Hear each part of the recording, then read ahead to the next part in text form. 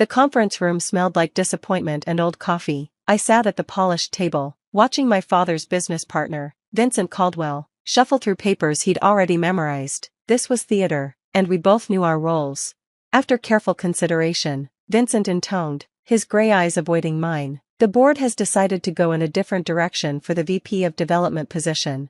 My father shifted uncomfortably beside him. He'd built Caldwell Associates from nothing, bringing Vincent in as a partner when I was still in elementary school. Now, 20 years later, Vincent controlled enough of the board to block any decision he didn't like. The position I've been effectively doing for 2 years, I said quietly. Without the title or compensation, Vincent added with a smile that didn't reach his eyes, which is why we're promoting Harrison. He has the gravitas we're looking for. Harrison, Vincent's nephew, fresh from his MBA, who couldn't tell a PL from a grocery list. Some people, Vincent continued, finally meeting my gaze, are meant to be excellent supporters. Others are meant for leadership. There's no shame in recognizing which category we fall into. My father's jaw tightened, but he said nothing. He'd been saying nothing for years as Vincent slowly pushed me aside, favoring his own relatives and allies. The man who'd taught me everything about business couldn't protect me from his own partner. I understand, I said, standing. Thank you for the clarity. Vincent's eyebrows rose, surprised by my calm acceptance. He'd expected anger, maybe tears, something he could point to later as evidence of my emotional unsuitability for leadership. You're taking this well, he observed. That's the kind of professional attitude we like to see in support roles. I gathered my proposals, the same ones Harrison would present as his own next week, and headed for the door. Olivia, my father finally spoke. We should talk later, Dad, I said. I have some things to take care of. What I had to take care of was emptying my desk, saving important files to personal drives, and making copies of every client contact I'd cultivated over the years. Not to steal, I wasn't Vincent, but to remember, to learn from. That night, in my studio apartment that Vincent loved to mention as evidence of my modest ambitions, I opened my laptop and started typing. The business plan had lived in my head for 3 years, growing every time Vincent blocked another advancement, every time he forgot to include me in important meetings, every time he told clients I was James's daughter. She helps out with the little things. Nexus Enterprises, a development firm focused on everything Caldwell Associates ignored: sustainable building, community partnerships, innovative financing models that didn't squeeze every penny from buyers, the opposite of Vincent's philosophy. My phone buzzed. Sarah Chen, my college roommate who'd become a venture capitalist, heard about the promotion BS. You ready to stop playing their game? I'd been venting to Sarah for years, but always ended with I can't leave my father's company. Now I typed, yes, I need 2 million to start. Her response was immediate, sent you my calendar, bring the plan. 6 months, that's all it took. 6 months of 18-hour days, of pitches in coffee shops and boardrooms, of calling every contact who'd ever said if you ever go out on your own. I incorporated Nexus quietly, using my mother's maiden name, Morgan, for the paperwork. Found office space in the same business district as Caldwell Associates, close enough to be convenient for the 3 senior developers who jumped ship to join me. You sure about this? Asked Robert Kim, the first to resign from Caldwell. Vincent's going to go nuclear. Let him, I said, signing leases that would have terrified me a year ago. He was right about one thing: some people aren't meant for certain roles. He just got confused about which ones. The exodus started slowly, a developer here, a project manager there. Always people Vincent had overlooked or undervalued. They brought knowledge, contacts, and most importantly, intel about Caldwell's upcoming bids. We didn't steal, that would be Vincent's move. We simply competed. Every time Caldwell bid on a project, Nexus was there with a better offer, more sustainable, more community-focused, more profitable in the long run. If you looked past quarterly earnings, we're losing bids. I heard through the grapevine my father had called Vincent to some new firm called Nexus. Probably unsustainable, Vincent had replied. These startups burn bright and flame out. We'll acquire them in a year when they're desperate. A year, I marked it on my calendar with a smiley face. The Industry Leadership Summit was the Super Bowl of commercial development. Every major player attended, deals were struck over bourbon, and reputations were made or destroyed over 3 days at the Ritz-Carlton. I registered Nexus as a platinum sponsor, the same level as Caldwell Associates. It cost a fortune, but Sarah's investors understood the value of perception. You're going to see him, Sarah warned as we reviewed the attendee list. You ready for that? Vincent Caldwell, scheduled to moderate a panel on traditional values in modern development. Code 4, how to squeeze maximum profit while talking about community. I'm counting on it, I said. The summit's opening reception was a sea of suits and carefully managed small talk. I moved through it like a ghost, recognizable but changed. The little helper from Caldwell Associates had been replaced by someone who signed 8-figure deals before breakfast. Olivia? A familiar voice stopped me. Harrison, Vincent's nephew, my replacement. He looked older, grayer, like the job was eating him alive. I heard you were working somewhere? Something like that. I smiled. How's the VP position treating you? His laugh was hollow. It's challenging. Your father asks about you. I'm sure he does. I spotted Vincent across the room, holding court with old guard developers. Excuse me, Harrison, networking to do. I didn't approach Vincent. Not yet. Instead, I worked the room's edges, talking to the people he ignored, young developers, sustainable architects, community activists who'd snuck into the corporate event, the future, while he focused on the past. Ms. Morgan? A summit organizer appeared at my elbow. We're ready for your keynote tomorrow. Keynote? The voice cut through cocktail chatter like a blade. Vincent stood 3 feet away, his face cycling through confusion and recognition. I think there's been a mistake. The keynote is split between 2 speakers this year, the organizer explained. Mr. Caldwell, you're presenting on traditional development models. Ms. Morgan will follow with the future of sustainable development, back to back. For contrast, I watched Vincent process this. Morgan, the name clicked visibly behind his eyes. Olivia? His voice actually cracked. You're Morgan? Nexus Enterprises? Some people are meant for leadership, I quoted back to him. Others are meant to watch. Thank you for helping me recognize which category I fall into. The next morning, Vincent went first. His presentation was exactly what I'd expected: profit margins, traditional methods, thinly veiled disdain for trendy sustainable practices that cut into quarterly earnings.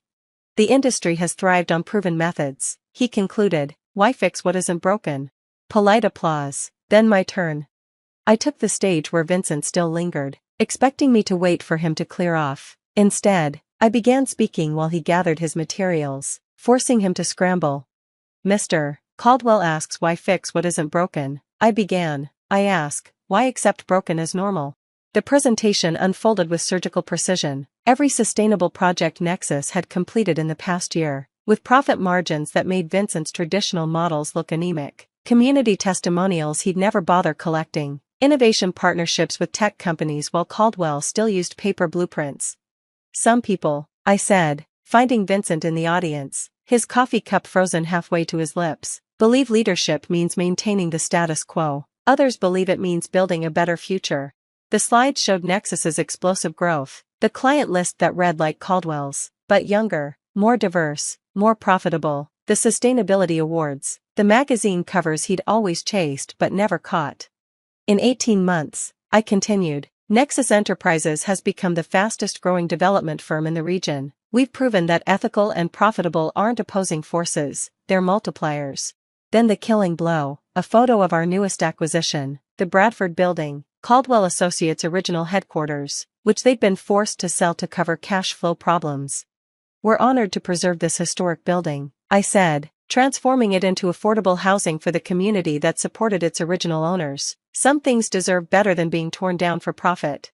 The audience erupted, not polite applause, but genuine enthusiasm. Young developers approached with business cards, established firms with partnership offers, journalists with interview requests. But I only watched Vincent, sitting frozen as his name tag, the one marking him as an industry leader, slipped from his jacket and landed in his coffee cup with a small splash. How? He cornered me during the break, his composure shattered. You were nobody, a helper, a supporter. I was never nobody, I corrected. You just couldn't see past your own reflection. Every time you blocked me, I learned. Every meeting you excluded me from, I studied. Every promotion you denied, I grew hungrier. Your father is welcome at Nexus anytime. I cut him off. Unlike Caldwell Associates, we don't punish people for their associations, only for their choices.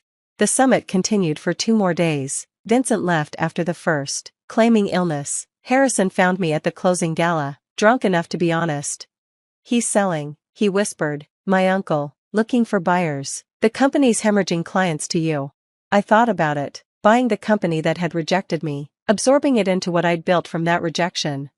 Tell him Nexus will consider it, I decided, but only if he agrees to stay on, as a junior consultant, in a support role. Harrison laughed, bitter and knowing, he'll never agree to that. Then he'll learn what I did, I said. Sometimes the best thing that can happen is being forced to start over, to prove what you're really worth when no one's watching. My father called that night, first time in 6 months. I'm proud of you, he said simply, and I'm sorry, for not standing up to him, for letting him diminish you. You taught me the business, I replied. Vincent taught me the rest, about power, perception, and patience. In his way, he was the perfect teacher. You could have destroyed him completely. I could have, I agreed, but some people aren't meant for destruction, others are meant for building. He helped me recognize which category I fall into. A year later, Caldwell Associates quietly closed. Vincent retired to Florida, his LinkedIn profile scrubbed of his famous quotes about leadership and knowing one's place. Nexus Enterprises moved into their building, our building now, preserving what was worth keeping and renovating the rest. My office, the corner suite Vincent had occupied for 20 years, overlooked the city we were helping reshape. On my desk, in a small frame, I kept his name tag, the one that had fallen into his coffee when he realized the supporter he'd dismissed had become everything he'd claimed she couldn't be. Some people, it turns out, are meant for leadership. They just need someone to tell them they aren't, to light the fire that forges them into what they were always meant to become. The call came during my shift at the bookstore. "Wendy, come home now! Your sister's been in a terrible accident!" My mother's voice crackled with hysteria, and my heart dropped into my stomach. I knocked over a stack of romance novels as I grabbed my bag, barely remembering to tell my manager I had a family emergency. I'm Wendy, and that day changed everything. Not because of what actually happened, but because of what didn't happen. I burst through our front door 20 minutes later, chest heaving, expecting to find ambulances, tears, maybe blood. Instead, I heard giggling from the living room. Savannah sat cross-legged on the couch, scrolling through her phone, face perfectly intact. "Oh my God, did you literally run here?" She smirked, not even looking up. "Mum's being dramatic. Elliot just bumped my car at the mall, like, barely." Mum rushed in from the kitchen. "Honey, thank goodness you're here. It was horrible. Savannah could have been killed." I stared at my sister's unmarked face, then at my mother's mascara-streaked cheeks. "She looks fine to me." "The trauma isn't always visible, Wendy," Mum snapped. "We're taking her to see specialists tomorrow." That was 3 weeks ago. Today, I'm standing in front of an ATM, staring at my account balance in disbelief. The screen mockingly displays $127.42. Last month, it showed $32,191.65. My entire college fund, 5 years of summer jobs, birthday money, and overtime shifts. Gone. "There must be some mistake," I muttered, jabbing at the buttons to refresh the screen. Same numbers. My hands started shaking. I called my father first. "Dad, something's wrong with my account. All my money's gone." Silence. Then, "Come home, Wendy. We need to talk." I found them both in the kitchen. Mum was stress cleaning the counters, and Dad wouldn't meet my eyes. "Where's my money?" My voice came out smaller than I intended. Mum's scrubbing intensified. "We had to use it for Savannah's emergency surgery.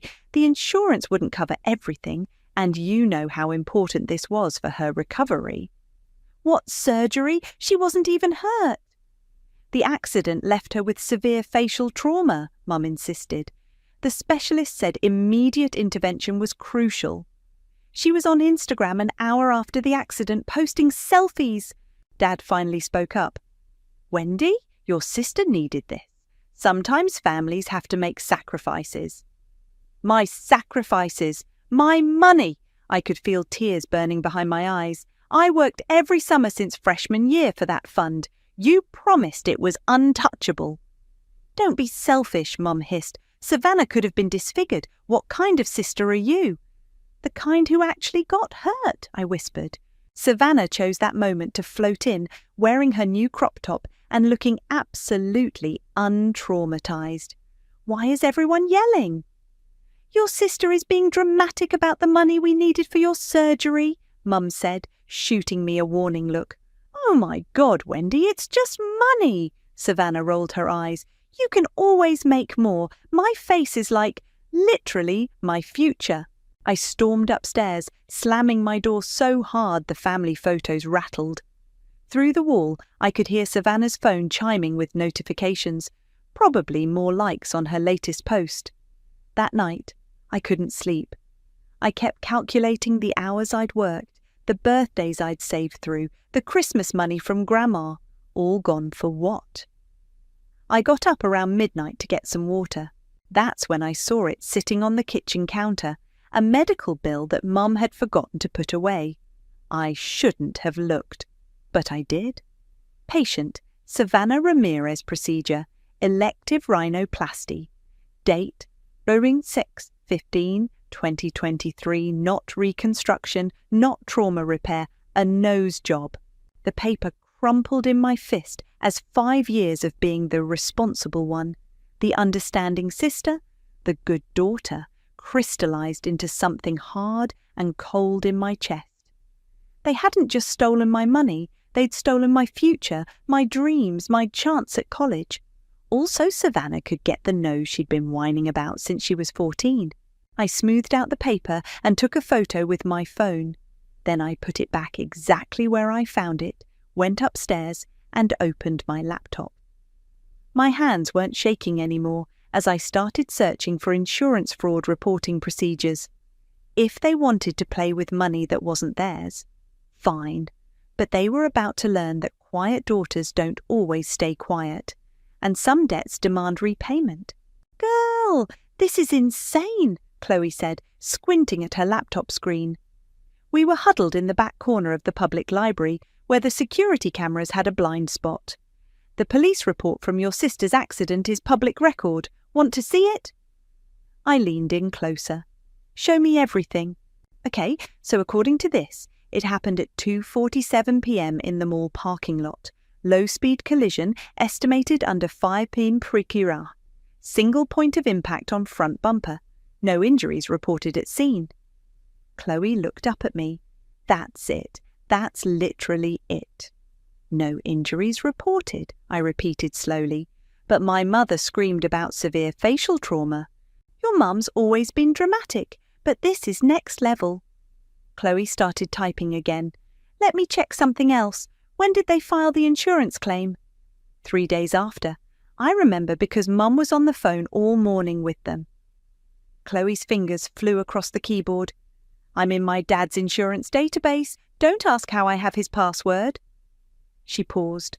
"Oh, wow. Wendy, they claimed over $40,000 in damages and medical expenses for a parking lot bump." My stomach churned. Keep digging. "Wait. There's another claim from 2 years ago. Similar pattern, minor incident, massive payout. That time it was for Savannah's emergency dental work after she supposedly fell at dance practice." The memory hit me like a slap. That was right after I'd been accepted to the prestigious summer science program at MIT, the one I couldn't attend because money was tight that year. "I need copies of everything," I said. "Already downloading? But Wendy," Chloe hesitated, "this is serious fraud. If you report them, they'll deserve what they get." That evening, Mum insisted on a family dinner, probably to remind everyone how normal and perfect we were. I pushed my food around while Savannah dominated the conversation. "My followers are obsessed with my new look," she gushed. "This one influencer even messaged me about a possible collab." "That's wonderful, sweetie," Mum beamed. "The surgery was absolutely worth it, and it was so easy to push the insurance through when you word things a certain way." My phone was already recording in my pocket. I looked up innocently. "What do you mean, Mum?" "Oh, you know," she waved her hand vaguely. "Insurance companies always try to lowball you. You just have to know how to present things." "Like calling a nose job facial reconstruction?" The words slipped out before I could stop them. The table went silent. Dad's fork clattered against his plate. "Wendy," Mum's voice turned sharp. "We've discussed this. Your sister needed medical intervention after her trauma." "Right, the trauma that didn't exist." "Stop being such a jealous freak," Savannah snapped. "Just because you're boring and basic doesn't mean—" "Savannah," Dad warned, but I was already standing up. "You know what's funny?" I said, my voice deadly calm. "I found my old acceptance letter to that science camp yesterday, the one I couldn't go to because we couldn't afford it. Guess that money went to Savannah's mysterious dental emergency instead." Mum's face paled slightly. "That was different. Your sister needed it more." "Yeah, I know. She always does." I walked to the door, then turned back. "By the way, I recorded this whole conversation. Just thought you should know." The look of panic that flashed across my mother's face was worth every missed opportunity, every stolen dream. Later that night, my phone buzzed with a text from Chloe. "Got something else? Your sister's boyfriend, Elliot, just posted old pics from the day of the accident. Check his Instagram story." There it was, Savannah and Elliot at the mall food court, timestamped 3:30 p.m., less than an hour after the supposed traumatic collision. She was laughing, face perfectly fine, showing off some shopping bags. I saved the screenshots, adding them to my growing collection of evidence. Then I noticed something in my email, a notification about a new claim submission on our family insurance policy. Using Mom's birthday as the password, she used it for everything, I logged in. There it was. They were trying to file another claim, this time backdating medical expenses from before the accident. My hands shook as I took screenshots of everything. They weren't just lying about one claim, they were building a whole false narrative, probably to justify the massive payout they'd already received. A new text from Chloe lit up my phone. "Holy shit! Just found out my dad's insurance company has a zero-tolerance fraud policy. One proven false claim and they investigate everything from the past 5 years. You sure you want to do this?" I looked at my empty college fund account, then at the growing folder of evidence on my laptop. "Yes," I typed back. "It's time they learned that karma accepts receipts." The burner phone felt heavy in my pocket as I sat in the back corner of the library, connecting to their public Wi-Fi. Chloe watched nervously from the next table, pretending to study. I dialed the insurance fraud hotline number. "Insurance Integrity Division.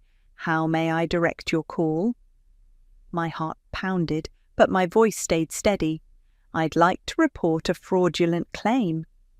"One moment while I transfer you to an investigator." A deeper voice came on the line. "This is Investigator Hopkins. What would you like to report?" I took a deep breath. "I have evidence of multiple fraudulent insurance claims involving staged accidents and falsified medical procedures. Can you provide specific details?" A recent car accident on June 15th was inflated from a minor parking lot bump into a major collision with severe injuries. I have police reports, social media posts, and medical bills proving the claimed facial reconstruction was actually elective cosmetic surgery. And you have documentation to support this?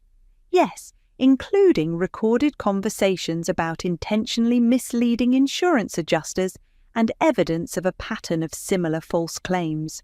20 minutes later, I walked out of the library with shaking hands. Chloe hurried after me. "Did you really just do that?" "It's done." I dropped the burner phone into a trash can. "Now we wait." "Wendy," Chloe grabbed my arm, "your sister just posted something. You need to see this." She held up her phone. There was Savannah posing in perfect lighting, her new nose front and centre. The caption read, "Sometimes accidents are blessings in disguise. Shy glow up, shy new me, shy blessed." The comments were flooding in. "OMG, what happened? You're so brave. That must have been so traumatic. And Savannah's replies, "The accident was terrifying, but I'm stronger now. Thank God for amazing doctors and insurance. Beauty comes from overcoming trauma." "She's really milking this," Chloe muttered. "Screenshot everything," I said. "Every post, every comment, timestamps especially." That evening, Mum was hosting her monthly book club. I could hear them in the living room, wine glasses clinking. "Patricia, your daughter is so inspiring," one of her friends gushed. "Overcoming such a horrible accident." "Yes, we're so blessed," Mum replied. "The doctors said if we'd waited even a day longer for surgery, the damage could have been permanent." I walked past with my laptop, loud enough for them to hear my typing. "Oh, Wendy," Mum called out, "come tell everyone about how brave your sister was after the accident." I paused in the doorway. Which version should I tell? The real one or the one you reported to insurance? The room went silent. Mum's smile froze. "Sweetie, you're confused," she said through clenched teeth. "Why don't you go study?" "You're right. I should focus on my future." "Oh, wait." I turned to her friends. "Did you know my college fund paid for Savannah's nose job?" I didn't wait for a response, just walked upstairs listening to the uncomfortable murmurs below. Later that night, Savannah barged into my room. "Why are you being such a psycho?" she demanded. "Mum's friends were totally weird after you left. Do you have any idea how hard this has been for me?" "Hard?" I looked up from my laptop. "Getting exactly what you wanted was hard?" "You don't understand. My old nose was literally ruining my life. And now," she gestured to her face, "I'm finally getting noticed. Real brands want to work with me." "Built on lies." "Why do you care? It's not like you were doing anything important with that money anyway. You were just going to waste it on some boring college." I turned back to my screen. "Get out of my room." "God, you're such a jealous bit—" The mail slot downstairs clattered, cutting her off. We heard Mum's sharp intake of breath, then, Calvin, come here now." I walked to the top of the stairs.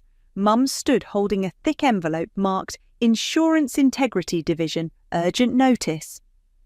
"What is that?" Savannah asked. Mum's hands shook as she tore it open. Her face went white as she read. They're investigating our claims," she whispered. "All of them. They want documentation, interviews." She looked up at me. "Someone reported us for fraud." The accusation in her eyes met my blank stare. "Maybe," I said quietly, "they just want to hear the real story." I went back to my room and closed the door, but not before hearing Mum's frantic whisper to Dad. "If this gets out, we'll lose everything." I opened my evidence folder on my laptop and smiled. That's the point. Investigator Hopkins arrived at exactly 9 a.m. on a Tuesday. I was sitting on the stairs, sipping chamomile tea, watching Mum frantically straighten the already straight living room. "Mrs. Ramirez?" His voice was calm but firm. "I'm Ralph Hopkins from the Insurance Integrity Division. We spoke on the phone." Yes, please come in." Mum's customer service smile was plastered on. "My husband will be joining us shortly." I caught Hopkins' eye as he entered. His gaze lingered on me for a moment before he followed Mum to the dining room. Dad appeared from his home office, looking like he hadn't slept in days. "Now," Hopkins began, spreading documents across our dining table, "let's discuss the accident from June 15th. "It was terrible," Mum jumped in. "My daughter could have been killed." "According to the police report," Hopkins consulted his papers, "it was a low-speed collision in a parking lot. No injuries reported at scene." "The trauma wasn't immediately apparent," Dad said quickly. "I see." Hopkins pulled out his tablet. "Yet your daughter posted this selfie 43 minutes after the accident, caption reading, 'Mall Hall with Bay, no visible injuries.'" Mum's smile cracked slightly. "The damage was internal, which is why you claimed emergency reconstructive surgery." Hopkins raised an eyebrow. "I have the medical records here. The procedure performed was elective rhinoplasty." The doctors recommended, Mum started. I have the surgical consultation notes, Hopkins cut in, dated 3 months before the accident. Your daughter was already planning this surgery. The silence was delicious. I took another sip of tea. Savannah! Mum suddenly called upstairs. Come down, please. My sister appeared, looking confused until she saw Hopkins. Her face went pale. Miss. Hopkins turned to her. Could you explain these social media posts? You claimed severe facial trauma, yet your own Instagram shows you at a party the night of the accident. I was being brave, Savannah stammered. And these messages to your followers about your accident recovery journey, dated before the actual accident. Mum stood up sharply. I think we should have our lawyer present. That's your right, Hopkins nodded. But I should inform you that we're also investigating the claim from 2021, the dental work after the dance incident. Dad's hands started shaking. That was different. Was it? Hopkins pulled out more papers. Because we have evidence suggesting a pattern of fraudulent claims, multiple incidents where minor events were inflated into major payouts. This is ridiculous, Mum snapped. We're upstanding members of this community. Who stole my college fund? I said quietly from the doorway. Everyone turned to look at me. Mum's face twisted with fury and fear. Wendy, go to your room. College fund? Hopkins asked. It's not relevant, Dad said quickly. Actually, I stepped into the room. It is. They emptied my account, money I earned working since I was 14, to pay for Savannah's nose job, then claimed it was for emergency reconstruction after a fake accident. You little snake, Savannah hissed. Hopkins was writing rapidly in his notebook. Miss, would you be willing to provide a formal statement? Oh, Mum stood up.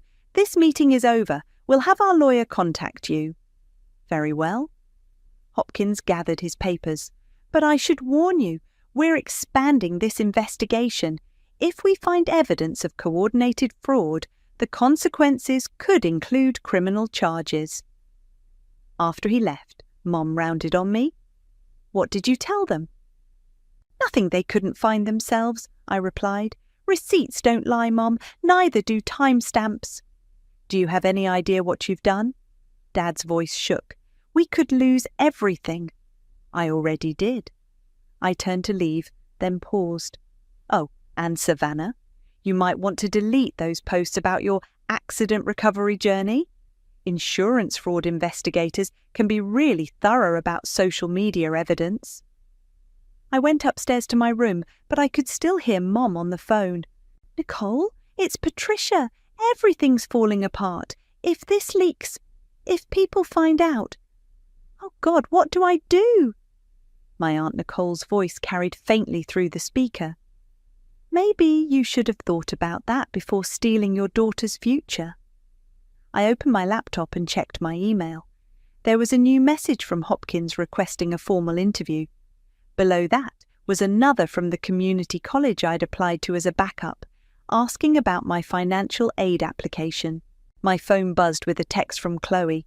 Holy shit! My dad just said your family's case is becoming a huge deal at the insurance company. They're talking about making an example of repeat offenders. I typed back, good. Another text came through, this time from Savannah. I hope you're happy. You've ruined everything. I looked at my empty bank account one more time, then at the growing stack of evidence on my desk. No, I whispered. You did that all by yourself. From downstairs, I could hear Mum crying on the phone. The sound should have made me feel guilty. Instead, it felt like justice. Aunt Nicole arrived like a storm, her heels clicking against our driveway as she marched to the front door. I watched from my window as Mum tried to block her entry. Not now, Nicole. Move, Patricia. Nicole pushed past her. Where's my niece? Which one? Mum's voice was bitter. The traitor or the victim? The only victim I see is the one whose future you stole. Nicole spotted me on the stairs. Wendy, grab your jacket. We're getting coffee. Mum stepped forward. She's not going anywhere. We need to present a united front for the investigation. United front? Nicole laughed sharply. Like when you presented a united front about Dad's inheritance? How'd that work out? Mum went white. That was different, was it? Because it looks like the same Patricia to me. Always taking what isn't yours, always justifying it. 10 minutes later, I was sitting across from Nicole at the local diner, watching her dump sugar into her coffee. Your mother pulled this same stuff when we were kids, she said. Always manipulating situations, always making herself the victim. When our dad died, she convinced everyone I was too unstable to handle my share of the inheritance. Sound familiar? She said you were going through a rough time. I was in medical school working my arse off. Nicole stirred her coffee aggressively. She told the lawyers I was having a breakdown. Next thing I knew, my portion went to her. For safekeeping, never saw a dime. A text lit up my phone. Savannah, Mum's crying because of you. Again, hope you're proud of yourself. Nicole glanced at the message. Your sister's just like her, isn't she? Same talent for twisting things. I didn't want it to be like this, I admitted. I just wanted justice. Nicole reached across the table, squeezed my hand. Sometimes justice looks ugly up close. When we got home, 2 more investigators were in our living room. Mum sat rigid on the couch while Dad paced. Mrs. Ramirez, one was saying, we've uncovered evidence suggesting coordinated fraud across multiple claims. This goes beyond the recent incident. My daughter needed medical care. Your daughter needed a nose job, the other investigator cut in, which you funded by draining your other daughter's college account, then committed insurance fraud to cover it up. I started to slip upstairs, but Savannah blocked my path. Why do you hate me so much? Her voice cracked. What did I ever do to you? I looked at my sister, really looked at her. Perfect nose, perfect hair, perfect life, built on lies and stolen dreams. You never had to earn anything, I said quietly. Everything was just given to you. My college fund, I worked every summer since freshman year. But you just had to cry to Mum about your nose and poof, my future gone. It wasn't like that. Then what was it like? Explain it to me. Explain how your nose job was worth more than my education. Tears spilled down her cheeks. You don't understand how hard it is being me. No, you don't understand how hard it is being everyone else. We all have dreams, Savannah. We all have things we want. But some of us actually work for them instead of stealing them. I didn't steal. You knew where the money came from. You knew it was wrong. But you didn't care because you never have to care. That's why I hate you. The investigators appeared in the hallway. Miss, we'd like to ask you some questions about the previous insurance claims. Savannah's face crumpled. Mum, they can't. I didn't. Actually, one investigator said, we're considering fraud charges against all involved parties, including you, Miss Ramirez. Mum rushed to Savannah's side. She's just a child. She didn't know. These text messages suggest otherwise. The investigator held up a document. You and your daughter explicitly discussed fabricating accident details. Nicole stepped forward. I'm a lawyer. Before anyone answers questions, I suggest. You have no right to be here, Mum snapped. Actually, I said, she's the only one who does. The second investigator cleared his throat. We'll need statements from everyone. And Mrs. Ramirez, your insurance company has already begun proceedings to recover all fraudulent payments, with penalties. Mum sank onto the stairs, her perfect world crumbling. Dad had stopped pacing and stood staring out the window, shoulders slumped. Savannah looked at me one last time, mascara streaking her cheeks. I hope you're happy now. I watched the investigators lead my sister into the dining room for questioning, Nicole following close behind. Not happy, I whispered. Just finally heard. The letter arrived on a Thursday morning. Mum's hands trembled as she opened it. Then she sank into a kitchen chair. $47,000, she whispered. They want $47,000 in fines and repayment, plus potential criminal charges. Dad grabbed the letter. There must be some mistake. The mistake, I said from the doorway, was thinking you'd get away with it. Wendy, Dad turned to me, his voice desperate. Please, you have to help us. Tell them it was all a misunderstanding. Like how my empty bank account was a misunderstanding. Mum stood up suddenly. I raised you better than this vindictive streak. You raised me to be quiet and convenient, I cut in. How's that working out? The doorbell rang. Elliot, Savannah's boyfriend, stood there looking uncomfortable. Is Savannah home? She's not answering my texts. She's meeting with our lawyer, Mum said stiffly. Oh. He shifted awkwardly. Well, could you give her this? It's her stuff from my car. He handed over a small box. After he left, I noticed something fall from the box, a folded paper. I picked it up and my heart stopped. It was a printed conversation between Savannah and Mom, dated before the accident. Savannah. Elliot agreed to bump my car, TMRW, just a tiny hit. Mum. Perfect. Remember what we discussed. Immediate pain, hold your face, mention dizziness. Savannah. Insurance will cover the nose job. Mum. They won't have a choice. Just stick to the story. My hands shook as I took photos of the messages. Upstairs, I could hear Savannah crying on the phone. Elliot, please, I can explain everything. Hello? Hello? She came downstairs later, eyes red. He broke up with me, said he can't date someone who's being investigated for fraud. This is all your fault. Actually, I held up my phone with the screenshots. It's yours. Planning accidents for insurance payouts? That's next level, even for you. Her face went pale. Where did you get that? Then Elliot dropped off your stuff. Guess he kept receipts too. Mum overheard and rushed over. Give me that phone. Too late. I stepped back. It's already backed up and forwarded to Investigator Hopkins. You little... Mum lunged for me, but Dad held her back. Patricia, stop. This isn't helping. Nothing helps, she screamed. Our reputation is ruined. We're facing charges, and it's all because our own daughter betrayed us. No, I said calmly. It's because you got caught. There's a difference. My phone buzzed. A text from Elliot. Found more screenshots between Savannah and your mum. Planning other accidents too. Want them? You've destroyed this family, Savannah sobbed. You know what's funny? I looked at my sister. You could have just asked me. If you'd come to me and said you really wanted this surgery, maybe we could have split my college fund, shared it like actual sisters. But you and Mum had to scheme and steal instead. Dad approached me, his voice low. Wendy, please, the hearing is next week. If you just tell them you were mistaken.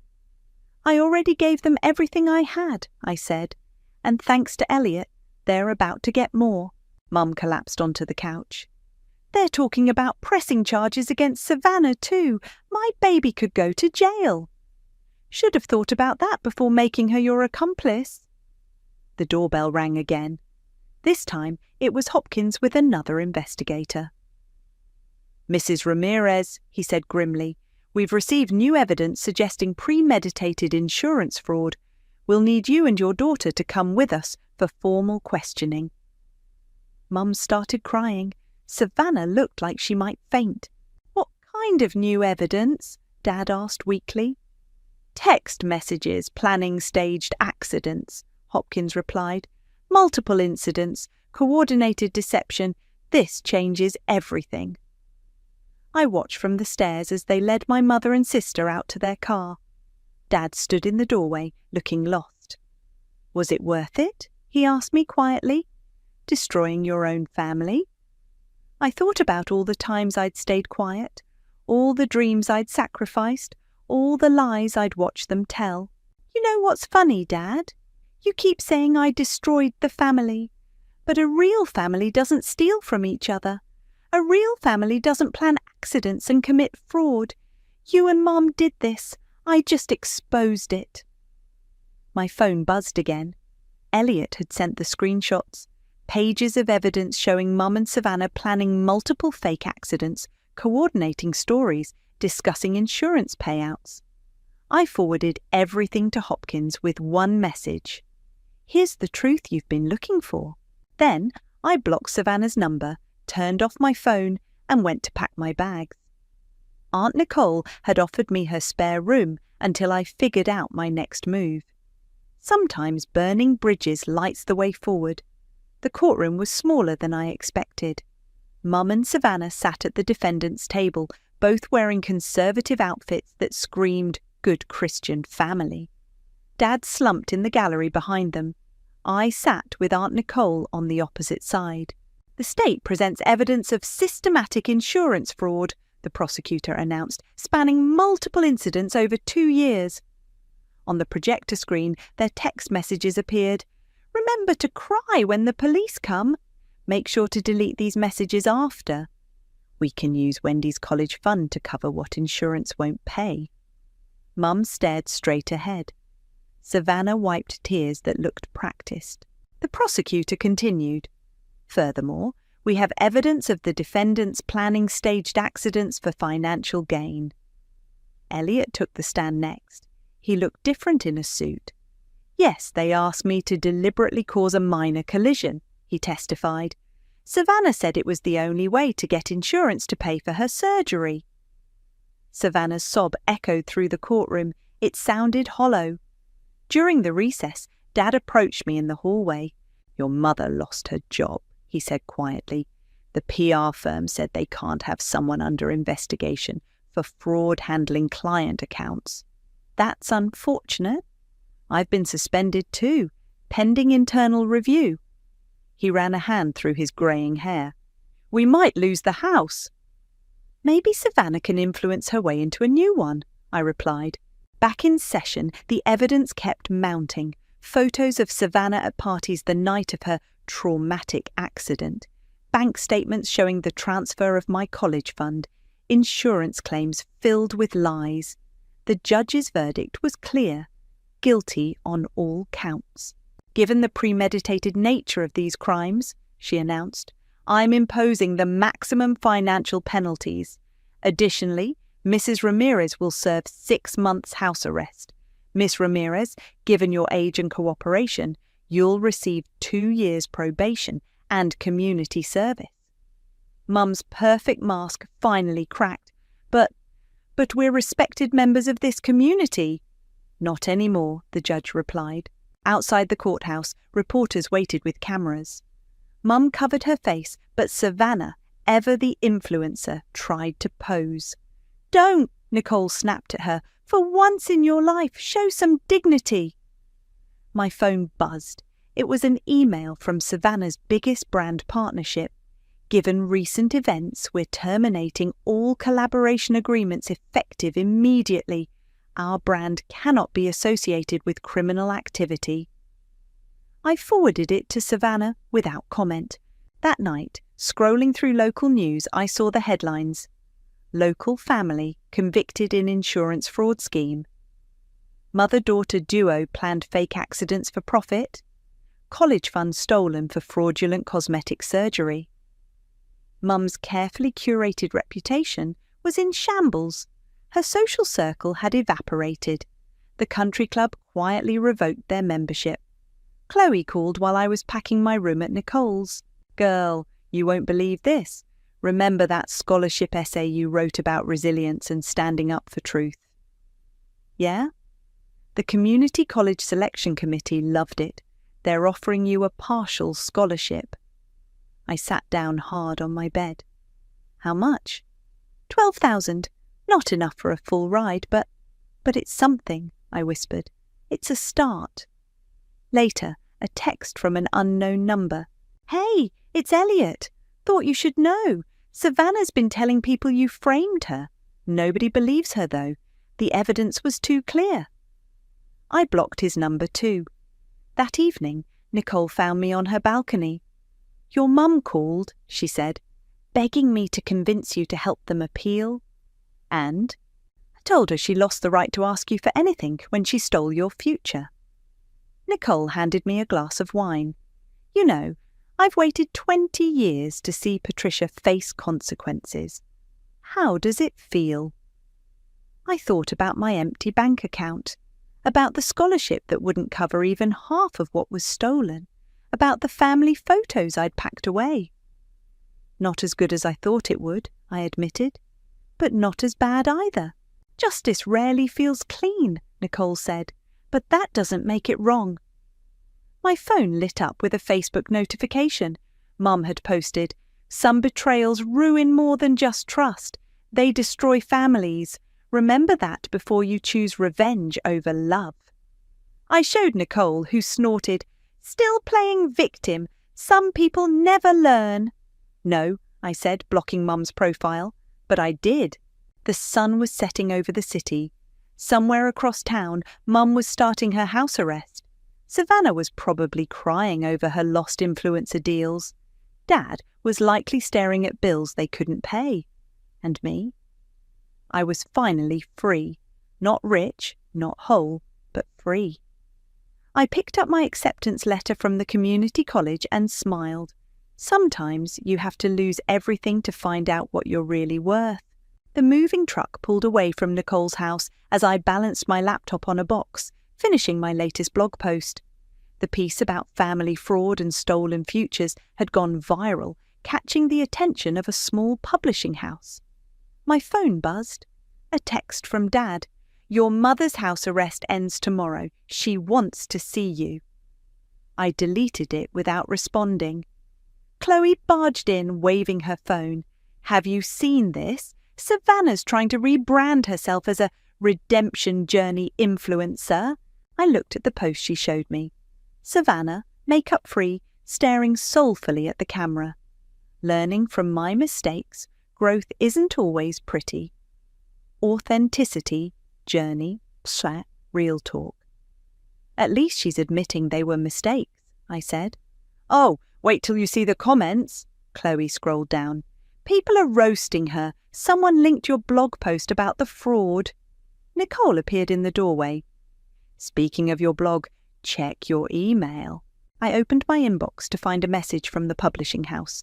"Your story resonates with thousands who've experienced family betrayal. We'd like to discuss a book deal." "Holy shit," Chloe whispered, reading over my shoulder. "Language," Nicole smiled, "but also, yes, holy shit indeed." The doorbell rang. I opened it to find Savannah standing there, looking smaller without her usual perfect styling. "Can we talk?" I stepped onto the porch, leaving the door open so Chloe and Nicole could hear. "Make it quick." "I lost everything," Savannah said. "My followers, my brand deals, my reputation." "You lost things you never earned," she flinched. "Mum's different now. The house arrest, it broke something in her. She actually apologized to me yesterday. First time ever." "Good for her." "She wants to apologize to you too." Savannah pulled out her phone. "Look at this text she sent me. I destroyed our family with my pride and lies. Your sister deserved better. Funny how prison time brings out the honesty in people."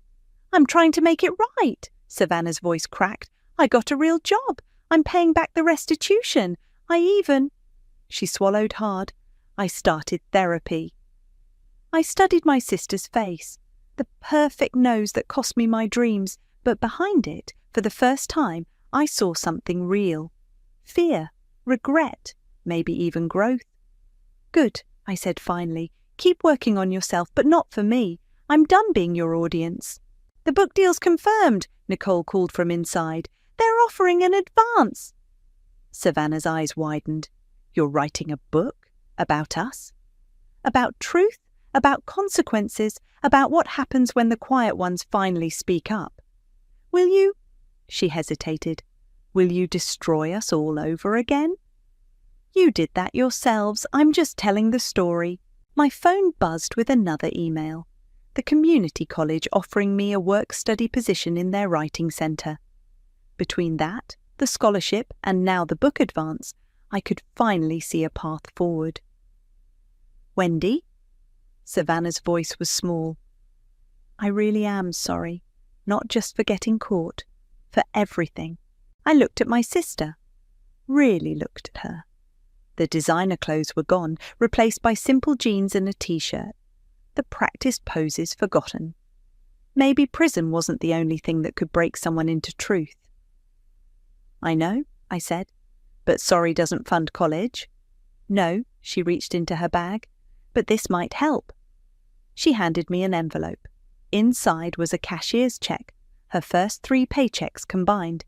"It's not much, but I'm going to keep paying you back, every month."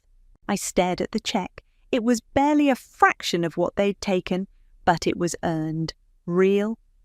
"Keep it," I said. "Put it toward your therapy." Chloe appeared with a box of my writing supplies. "Ready to set up your new office?" I turned back to Savannah. "Good luck with your redemption journey. I mean that. But my journey is taking me somewhere else." She nodded, understanding finally reaching her eyes. "Your blog post. You were right. Still water runs deep. Buoy and Karma," I added, "accepts payment plans." I watched her walk away, then went inside to my new beginning. My laptop waited with a blank document open, the first page of my book. I typed the title, "The Price of Silence, a Story of Truth, Theft, and Taking Back Your Voice." Nicole squeezed my shoulder. "Ready?" I looked around at my boxes, my future, my truth waiting to be told. "They always taught me to be quiet," I said, fingers hovering over the keyboard. "Time to make some noise." I could hear them laughing from the driveway. I sat in my car, engine off, watching the golden light spill from my mother's windows. Shadows moved across the curtains. My sisters dancing probably. The annual Stewart family celebration was in full swing, and I was late. Again. My fingers tightened around the small gift box on my lap. Inside was a vintage brooch I'd spent 3 months tracking down, a replica of one my grandmother had owned. The one my mother had always said reminded her of happier times. I didn't want to go in. Every muscle in my body screamed at me to start the car and drive away. But I was 34 years old, too old to still be seeking maternal approval, like some desperate teenager. "Just get it over with, Trisha," I muttered to myself, shoving the car door open. The blast of music hit me as soon as I opened the front door. No one noticed me slip inside. I stood in the entryway, watching them, my family, yet not quite mine.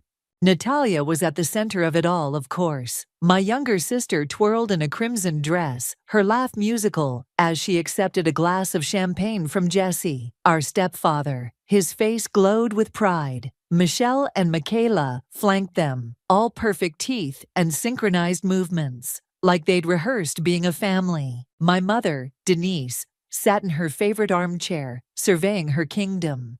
Even at 55, she commanded the room. Her gaze drifted over to me, and for a split second, I thought I saw something like disappointment flash across her face before she composed herself. "Trisha, you made it."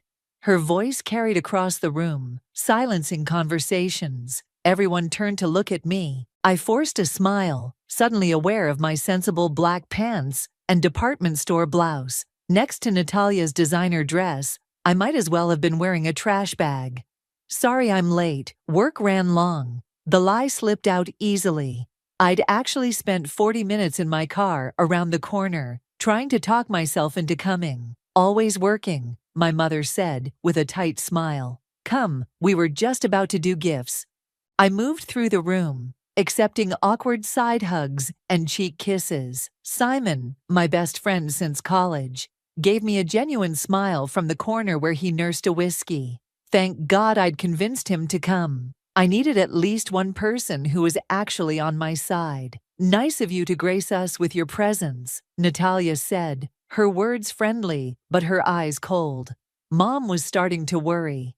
"Was she?" I asked, knowing full well my mother hadn't texted or called. Jesse clapped his hands. Present time, ladies. Denise has something special for each of you. We gathered around my mother's chair like supplicants before a queen. One by one, my sisters received their envelopes. Each contained the same thing: confirmation that they were beneficiaries of our mother's substantial estate, equal shares to be inherited upon her death. A morbid tradition she'd started after her cancer scare 3 years ago. So you never forget how much I love you, she always said, as if money and love were interchangeable. When it was my turn, I stepped forward, first offering my gift. I found it in an antique shop in Portland, I said, as she unwrapped the brooch. She glanced at it. How thoughtful. The brooch disappeared into her pocket without a second look. Then she handed me my envelope. It felt lighter than the others. I opened it slowly, aware of everyone watching. Inside wasn't the usual legal document, but a handwritten letter. My eyes scanned the first line, and my stomach dropped. Dearest Tricia, I've made the difficult decision to remove you from my will. The room kept moving around me, but I was suddenly underwater, sounds muffled, vision blurring at the edges. I forced myself to keep reading. Your sisters have families to consider, futures to build. You've always been so independent, so capable of taking care of yourself. I know you'll understand this is for the best. I looked up. My mother was watching me, her expression unreadable. Did the others know? The way Natalia smirked suggested she did. Everything okay? Simon asked from beside me, his voice low. I folded the letter carefully, sliding it back into the envelope. Perfect, I said, my voice steady, despite the earthquake happening inside me. Just perfect. Later, as everyone moved to the dining room, my mother caught my arm. You understand, don't you? She whispered. You've never really been part of this family in the same way, not since you were born. The words hit like a physical blow. What does that mean? She patted my hand. Let's not make a scene. This is a celebration. I watched her walk away, joining the others at the table, where they clinked glasses and laughed. 34 years of trying to belong, of making myself smaller, of accepting scraps of affection, all for nothing. In that moment, something inside me hardened. The hurt crystallized into something sharper, more dangerous. If I wasn't family enough to inherit, I wasn't family enough to keep her secrets either. I slipped the letter into my purse and pulled out my phone. Opening the voice recorder app, my mother had no idea what she'd just started. I didn't sleep that night. How could I? The letter sat on my nightstand, like a bomb waiting to detonate. At 4 a.m., I gave up trying, made coffee, and watched the sunrise from my apartment window. By 8 a.m., I was sitting at my mother's breakfast table, forcing myself to smile as if nothing had happened, as if I hadn't spent the night replaying every moment of my life, searching for the exact point where I became disposable. More coffee, Tricia? Jesse asked, the newspaper creating a barrier between us. Please. I held out my cup, my phone recording in my pocket. Every word, every interaction. I'd capture it all now. My mother breezed in, immaculate in her silk robe. You're here early, she said, surprise evident in her voice. I thought you'd have left already. Wanted to spend more time with everyone, I lied. Since I'm not around much. Natalia snorted into her orange juice. That's an understatement. You missed Mom's birthday last month. I was in Seattle for work, I said, the familiar defensiveness rising. Some of us don't have trust funds to fall back on. Girls, my mother warned, though her eyes lingered on me with disapproval. Michelle and Michaela joined us, both looking fresh despite last night's celebration. Michelle immediately went to our mother, kissing her cheek. Morning, Mom. I made your favorite smoothie. You're an angel, my mother said, accepting it with a smile I'd never received. I watched them, these perfect daughters who knew exactly how to please her. What had I missed? What secret language of maternal love had I failed to learn? I thought we could all go shopping today, Natalia suggested. There's a new boutique downtown I've been dying to check out. Wonderful idea, my mother agreed. Tricia, will you join us? The invitation surprised me. Sure, yes. Excellent. She sipped her smoothie. Though you might want to change first. Something a bit more presentable. I looked down at my perfectly normal outfit and bit back a retort. Of course. After breakfast, I excused myself for a walk, needing air that wasn't perfumed with my mother's expectations. The neighborhood was quiet, suburban perfection stretching in every direction. I'd grown up here but never felt I belonged. My phone buzzed. Simon. How are you holding up? He asked when I answered. I'm fine. Bullshit. I saw your face when you read that letter. I sighed, finding a bench beneath an oak tree. She cut me out completely, Simon, like I'm nothing. You're not nothing.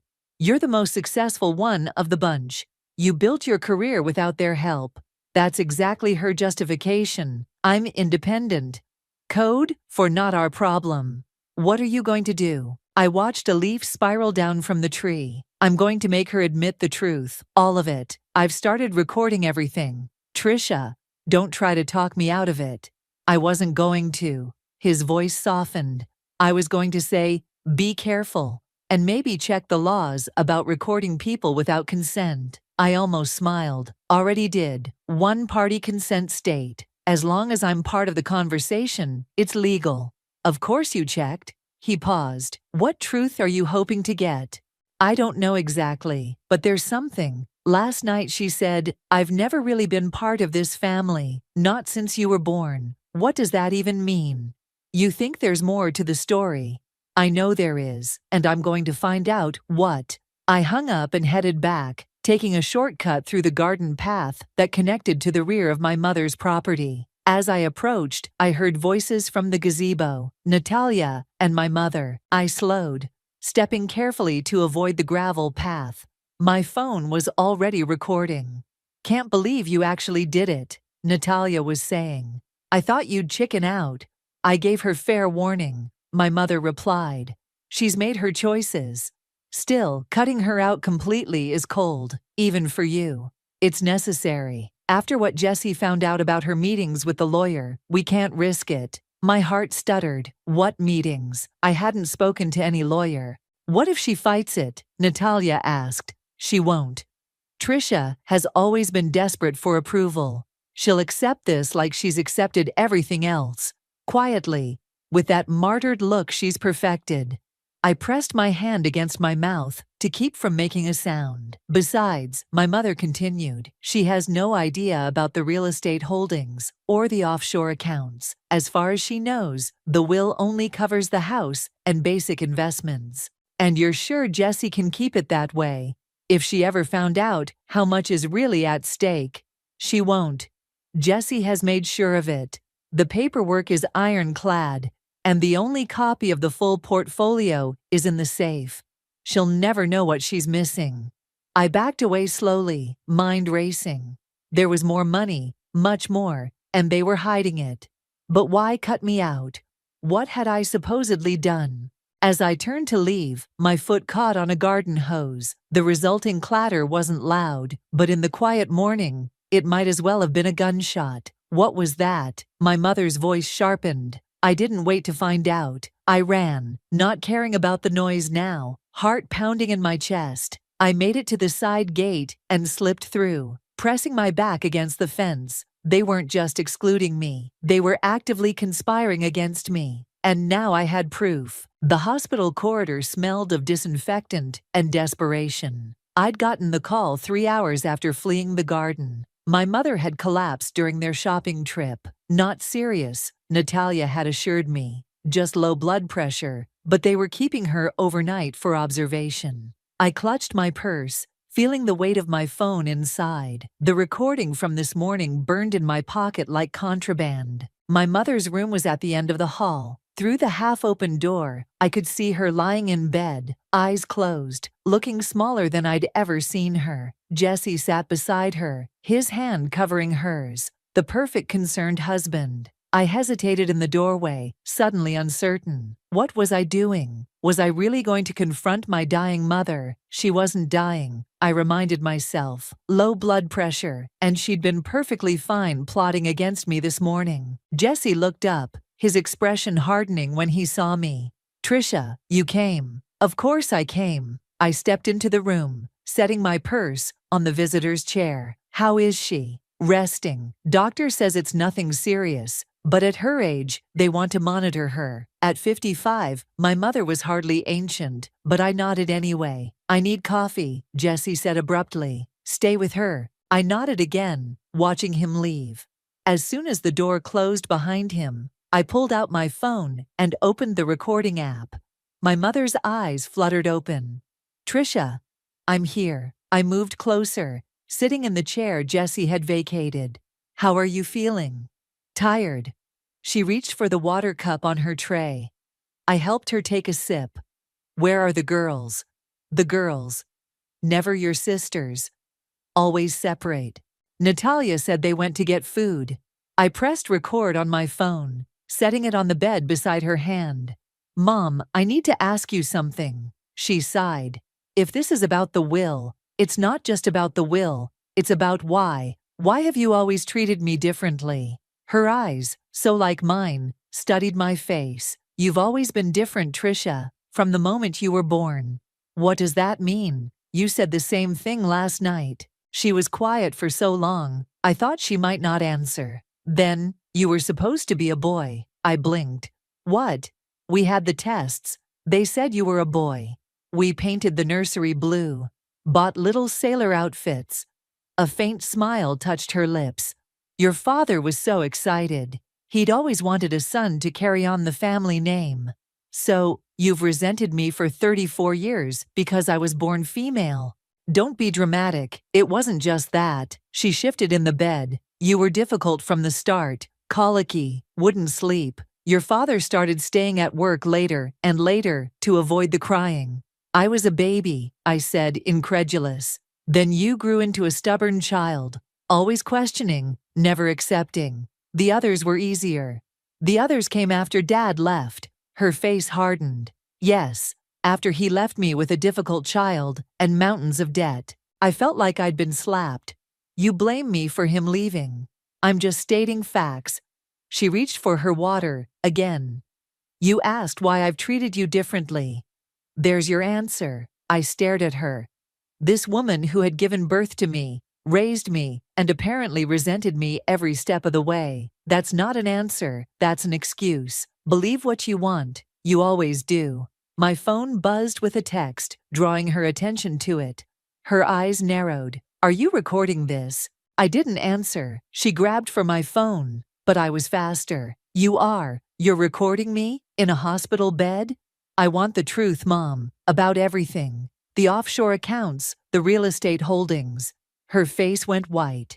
What are you talking about? I heard you and Natalia this morning. I know there's more money than you've admitted to. I know Jessie is helping you hide it. You were spying on me. Her voice rose. In my own home?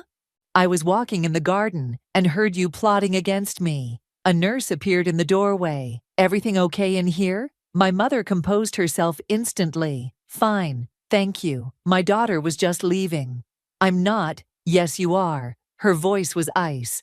And don't come back until you're ready to apologize. The nurse gave me a pointed look. I grabbed my purse, hands shaking with anger and something else. Hurt, raw, and familiar. In the hallway, I checked my phone. The recording had saved, but when I played it back, there was nothing but static and the occasional unintelligible murmur. The hospital equipment must have interfered with the audio. I leaned against the wall, fighting tears of frustration. All that confrontation for nothing. Trisha, I looked up to see Michaela, my youngest sister, approaching with a paper bag.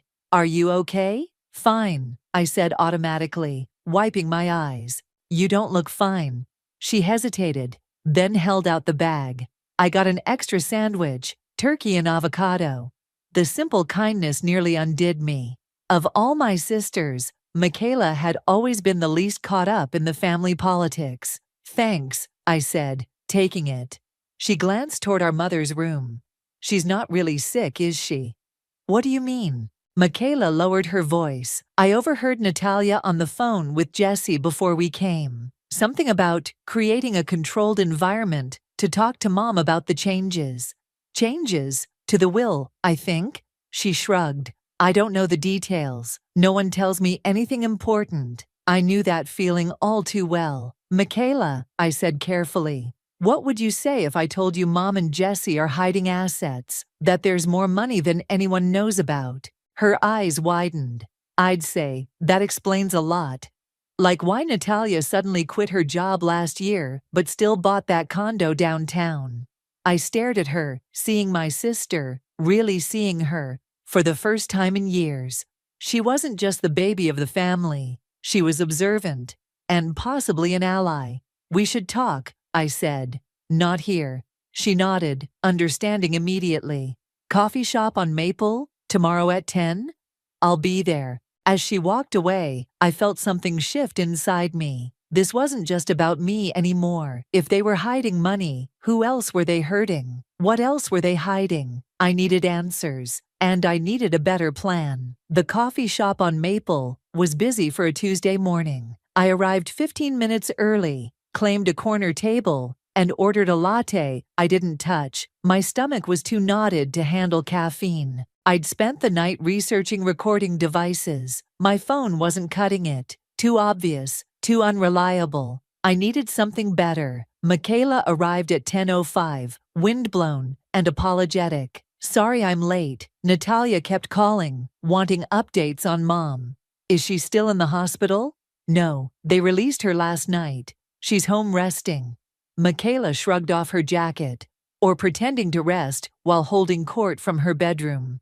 I smiled despite myself. Michaela had always seen through our mother's dramatics. So, she said, after ordering her own drink, tell me what's going on. I hesitated, suddenly aware of how crazy it all sounded. I think Mom, Jesse, and Natalia are hiding significant assets, and I think they're cutting me out of the will to keep me from finding out. Michaela didn't look surprised. What kind of assets? Real estate holdings, offshore accounts. I don't know the details yet. And you know this how? I overheard Mom and Natalia talking. I didn't mention the recording. Not yet. They specifically mentioned keeping me in the dark about how much money is really at stake. Michaela stirred her coffee thoughtfully. That tracks with some weird stuff I've noticed. Last month, Jesse had me sign some papers for a family investment. When I asked questions, he got super defensive. What kind of papers? Something about a property transfer. He said it was just moving things around for tax purposes. She frowned. I should have read it more carefully, but he was rushing me. My mind raced. Do you remember anything specific? Names, locations? There was something about Westlake Properties, and I think a date, June 15th. 3 days from now. Whatever they were planning was happening soon. Michaela, I need your help. I'm going to find out what they're hiding, but I can't do it alone. She bit her lip. What exactly are you asking me to do? Nothing illegal, I assured her. Just keep your eyes and ears open. Let me know if you see anything unusual. And maybe help me get access to Mom's house when no one's home. You want to search the house? Jesse mentioned a safe. If there's documentation of these hidden assets, that's where it would be. Michaela looked uncomfortable. Trisha, I don't know. They're using you, I said bluntly. Having you sign papers you don't understand. Don't you want to know what you're involved in? She stared into her coffee. What if we find something bad? Really bad. Then we deal with it, together. After a long moment, she nodded. Okay, I'll help, but we have to be careful. We will be. I reached across the table and squeezed her hand. Thank you. As we finished our coffees, the door chimed. Simon walked in, spotted me, and headed over. Hey, he said, nodding to Michaela. Didn't expect to see you here. Just catching up with my sister, I said, giving him a look that said we'd talk later. Cool, mind if I join you? Michaela checked her watch. Actually, I need to go. Yoga class. She gathered her things, then hesitated. I'll text you about that thing we discussed. After she left, Simon took her seat. What thing? She's going to help me get into Mom's house. His eyebrows shot up. Breaking and entering now, are we? It's not breaking in if she lets me in. And what exactly are you hoping to find? Evidence, documents, anything that explains what they're hiding. I leaned forward. I need a recording device. Something small, reliable. My phone isn't working. Simon's expression grew serious. Trisha, I'm worried about you. This is escalating fast. They're the ones escalating it. I'm just trying to protect myself. Are you? Because it sounds like you're on a revenge mission. I sat back, stung. That's not fair, isn't it? You've spent your whole life trying to prove yourself to your mother. Now that she's officially rejected you, you're going to expose all her secrets. Sounds like revenge to me. It's not. I stopped, the denial dying on my lips. Was he right? Was this all just wounded pride and retaliation? Look, Simon said, gentler now. I'm on your side, always have been. But I need to know what we're really doing here. You think I'm letting you do this alone? He smiled, but his eyes remained concerned. I just want to make sure we're clear on the end game. I stared at my cold latte. What was my end game? To be acknowledged? To hurt my mother the way she'd hurt me? Or was there something more at stake? They're hiding money, I said finally. A lot of it. From the sound of it. And they're manipulating Michaela into signing documents she doesn't understand. I need to know what's really going on. Simon studied me. Okay, I believe you, but promise me something. What?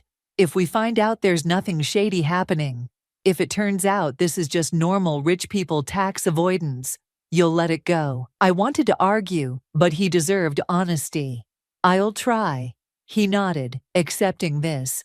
I have a friend who works in surveillance. I'll see what he can do about a recording device. Thank you. As we left the coffee shop, my phone buzzed with a text from Michaela. Mom's having lunch with her friends tomorrow. House will be empty from 12:03. I'll leave the side door unlocked. I showed Simon the message. Well, he said, looks like we have less than 24 hours to prepare for a heist. Not a heist, just reconnaissance. Whatever helps you sleep at night. He bumped my shoulder with his. For what it's worth, I think you're right about them hiding something. Your mother's always been too careful with her image. What do you mean? People that obsessed with appearances usually have something to hide. He gave me a significant look. The question is, are you prepared for what that might be? I wasn't sure I was. But I was even less prepared to walk away. Tomorrow at noon, I said. We find out what's in that safe. As we parted ways, I felt a strange mix of dread and anticipation. Whatever happened tomorrow, there would be no going back. I was crossing a line, becoming someone my mother had perhaps always feared I might be. Someone who refused to stay in the shadows, who demanded truth regardless of the cost. Part of me wondered if that was exactly what she'd been trying to prevent all along. Jesse's study smelled of leather and secrets. Simon stood watch at the window, while I methodically searched the room. The weight of the tiny recording device he'd procured now pinned inside my bra. Getting into the house had been easy. Michaela had kept her word about the side door. Finding the safe was proving more challenging. Hurry up, Simon whispered.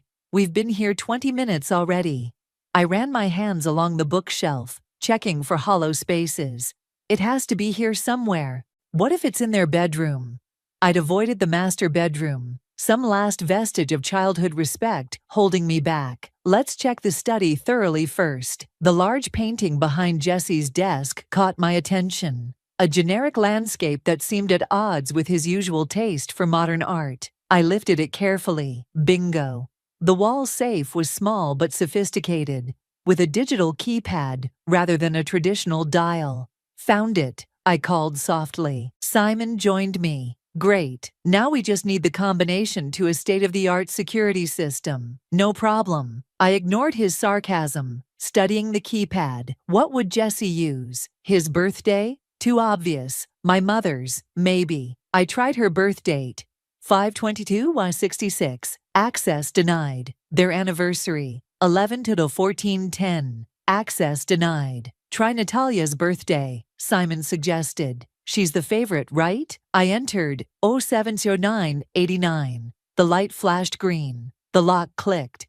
Unbelievable, I muttered, swinging the door open. Inside were several folders, a small jewelry box, and a USB drive. I grabbed the folders first, spreading them on Jesse's desk. The top one contained what looked like property deeds, 6 of them, for locations across 3 states, all listed under Westlake Properties LLC. "This is it," I said, flipping through the pages. "Properties worth millions, all hidden under this company name." Simon examined another folder.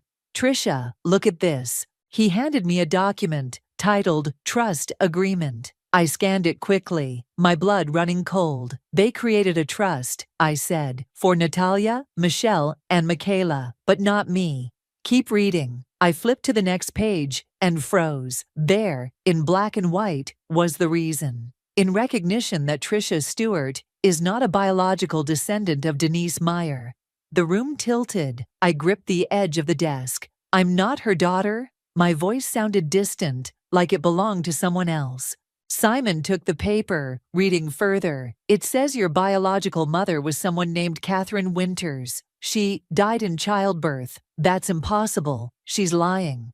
This is just another way to cut me out." But even as I said it, pieces clicked into place. The constant feeling of being an outsider. My mother's, no, Denise's, inability to bond with me. "You were supposed to be a boy. Not just a boy, but someone else's boy." "There's more," Simon said gently. "Medical records." He handed me another folder. Inside were hospital documents from 34 years ago. A birth certificate with Catherine Winters, listed as mother. A death certificate dated the same day. And adoption papers, signed by my father and Denise. "She adopted me when she married my dad," I whispered. "I never knew. Trisha. All these years, she let me think." I couldn't finish the thought. Rage and grief collided inside me, stealing my breath. She let me believe I wasn't good enough, that I'd done something wrong, when really, she just couldn't love another woman's child. Simon put his arm around me. "We should go, take pictures of everything, and put it back." I nodded numbly, reaching for my phone. As I photographed the documents, a new thought struck me. "The trust," I said. "How much is in it?" Simon checked. "According to this, just over 12 million. And they're using Westlake Properties to hide it from taxes." "Not exactly." He frowned at the paperwork. "It looks like they're transferring assets into this company. Then the company pays into the trust. It's all structured to minimize estate taxes." But what? Some of these transfers look questionable, like they're moving money from other sources. I thought of Jesse's investment firm, his wealthy clients. "You think they're embezzling?" "I'm not an accountant, but these numbers don't add up cleanly." I took more photos, making sure to capture every page. "We need to—" The sound of a car door slamming cut me off. Simon rushed to the window. "Shit, your mother's back. She's supposed to be at lunch until 3. I frantically gathered the papers, shoving them back into their folders. "Well, she's here now, with Jesse." I replaced everything in the safe, exactly as I'd found it, closed it, and hung the painting. "We need to get out." Too late. "They're coming in the front door." I heard my mother's voice, in the foyer, then Jesse's response. They were heading toward the study. "The closet," I hissed, pulling Simon toward the walk-in storage closet at the back of the room. We barely made it inside, closing the door just as they entered the study. Through the slats in the door, I could see them. Denise settling into an armchair, while Jesse went to his desk. "Did you call the lawyer?" she asked. "Yes. The papers will be ready to sign on Thursday." Jesse opened his laptop. "Once the final transfers are complete, the trust will be fully funded. And Trisha won't be able to touch it?" "Not a penny.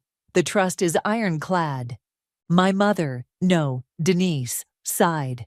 "I still don't understand why she's so fixated on this. She's never cared about money before." "It's not about money for her," Jesse said. "It's about belonging." The simple truth of his statement hit me like a physical blow. He understood what I wanted better than she ever had. "Well, she doesn't belong," Denise said sharply. "She never has. Richard forced me to adopt her, but that doesn't make her mine." "Denise." "No, I've pretended long enough. I raised her, I provided for her. But I never felt what I feel for my real daughters. Is that so terrible to admit? In the closet, tears streamed down my face. Simon's hand found mine in the darkness, squeezing tight. What if she finds out about Catherine? Jessie asked. About the circumstances. She won't. Those records are sealed. And the only other person who knew the truth was Richard. And he's been dead for 15 years. Jessie looked unconvinced. Secrets have a way of surfacing. Then we'll deal with it. Denise stood. I'm going to lie down. This whole situation has given me a migraine. After they left, Simon and I waited 5 agonizing minutes before slipping out of the closet. Trisha, he started. I shook my head, not trusting myself to speak. My entire identity had just been shattered. I wasn't who I thought I was, and somewhere in their conversation was another secret. Something about the circumstances of my birth mother's death. We need to find out who Catherine Winters was, I said, as we crept toward the side door, and what really happened to her. The mission had changed. This wasn't just about money or revenge anymore. It was about finding the truth of who I really was. 3 days of obsessive research had yielded little about Catherine Winters. No social media footprint, no public records beyond her death certificate. It was as if she'd barely existed. I sat cross-legged on my apartment floor, surrounded by printouts and notes, when my phone rang.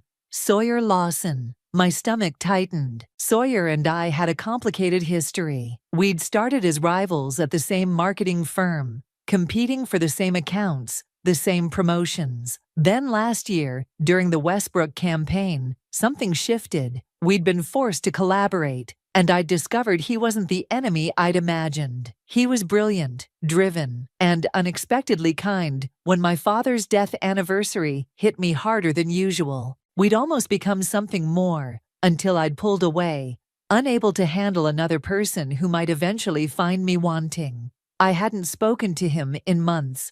Sawyer, I answered, trying to sound normal. This is unexpected. Trisha. His voice was warm, familiar.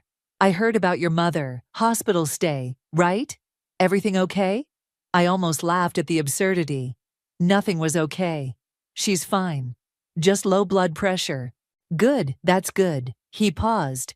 Listen, I'm calling because I saw something strange. Probably nothing, but it had your name on it. My pulse quickened. What do you mean? I was at Meridian Bank yesterday, meeting with a client. While I was waiting, I overheard someone at the next desk, a woman arguing about access to safety deposit boxes. She mentioned your name specifically. Who was she? No idea. Mid-30s, expensive clothes, very entitled attitude. Natalia, had to be. What exactly did she say about me? Something like, we need to secure those items before Trisha finds out they exist. The banker kept telling her they couldn't change access protocols without proper documentation.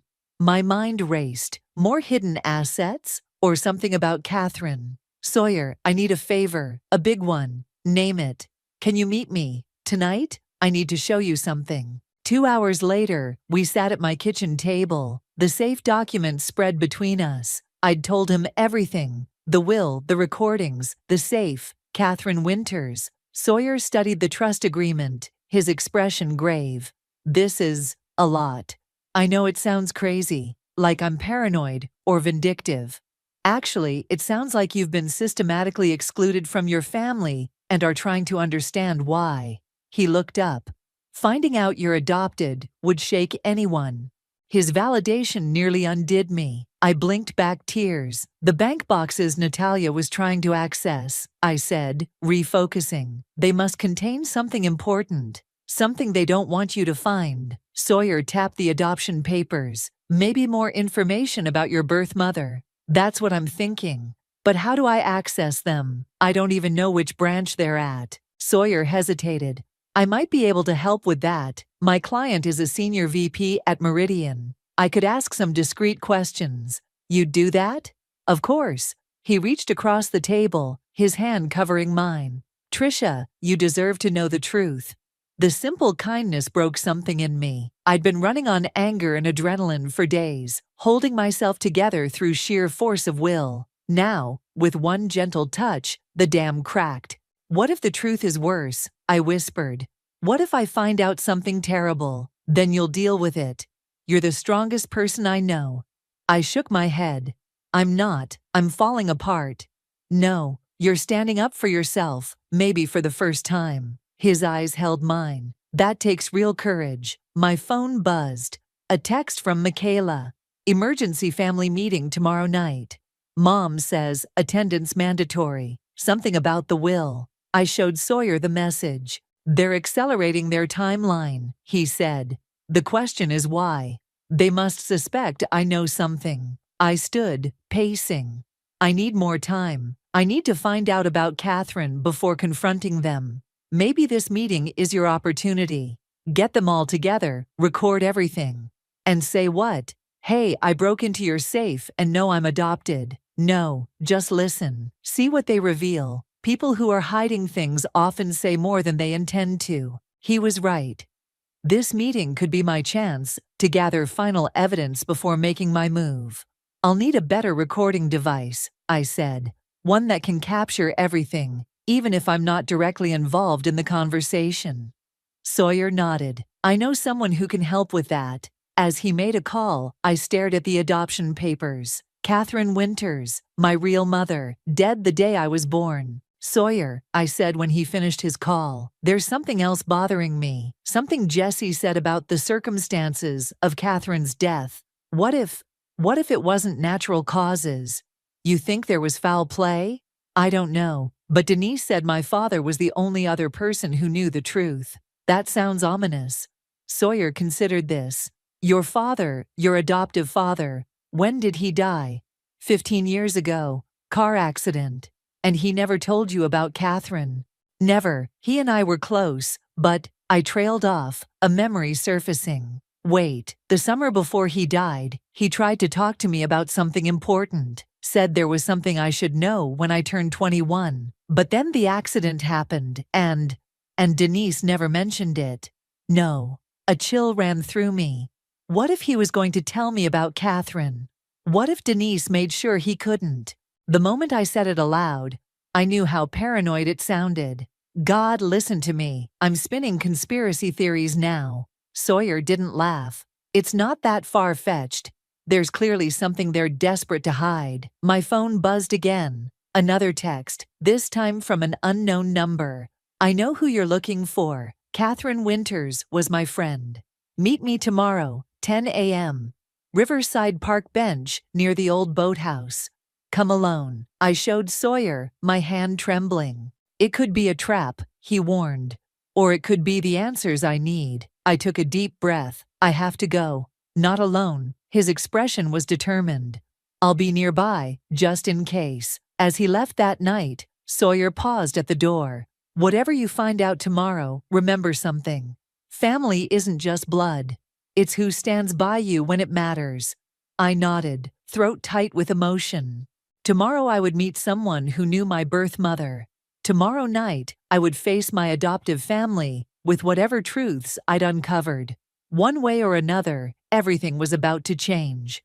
Riverside Park was quiet at 9:45 a.m. The morning mist still clinging to the grass. I spotted the bench near the old boathouse and sat, my hands cold, despite the warm June air. Sawyer was positioned at a cafe across the street, watching. His presence was the only thing keeping my nerves in check. At precisely 10 a.m., a woman approached, silver-haired, elegant, probably in her 60s. She carried a worn leather portfolio and studied me with intense blue eyes.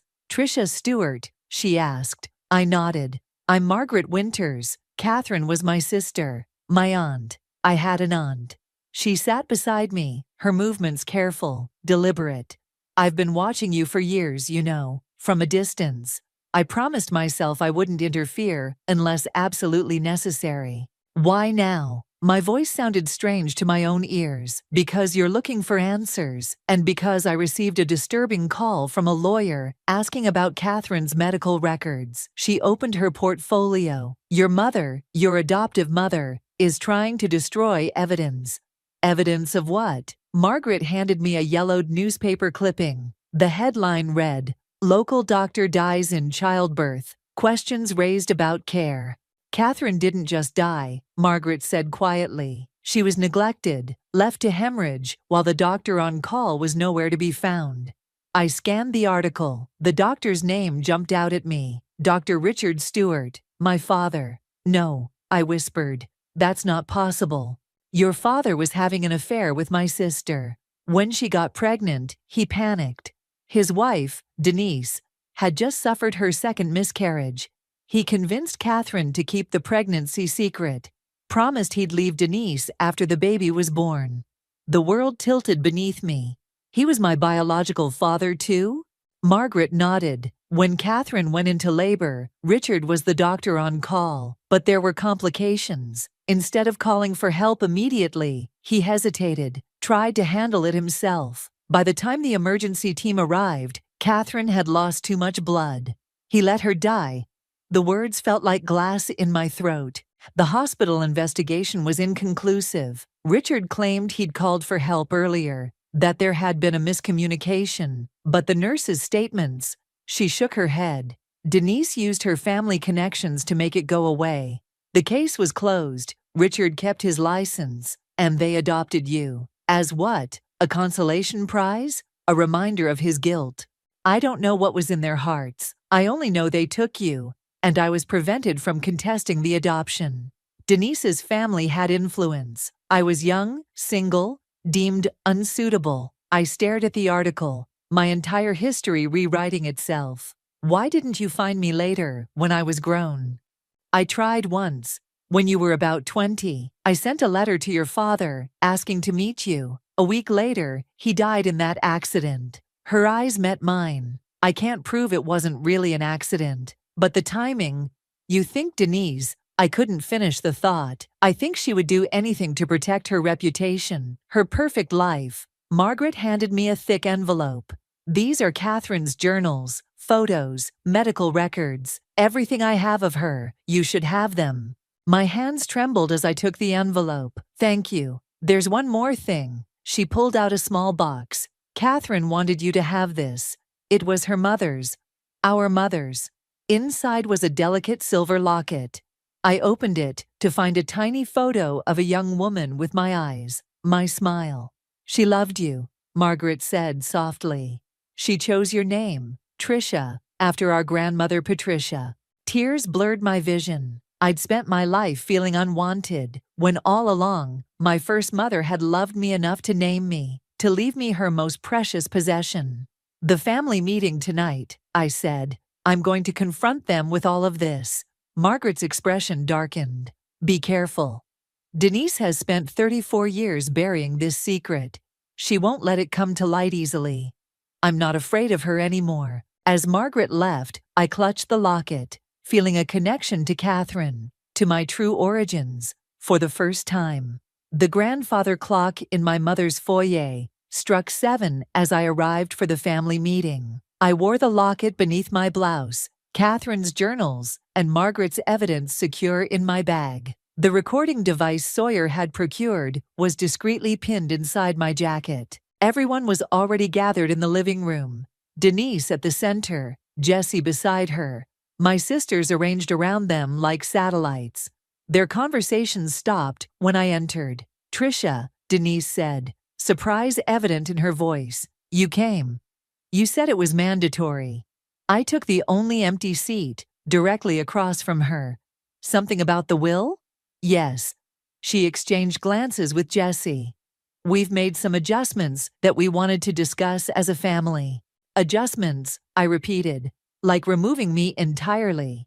A tense silence fell. Natalia shifted uncomfortably. Michelle looked confused. Only Michaela met my eyes with understanding. I see Natalia has been talking, Denise said coldly. Actually, I read the letter you gave me. Remember, at the family celebration, I leaned forward. But that's not all I know.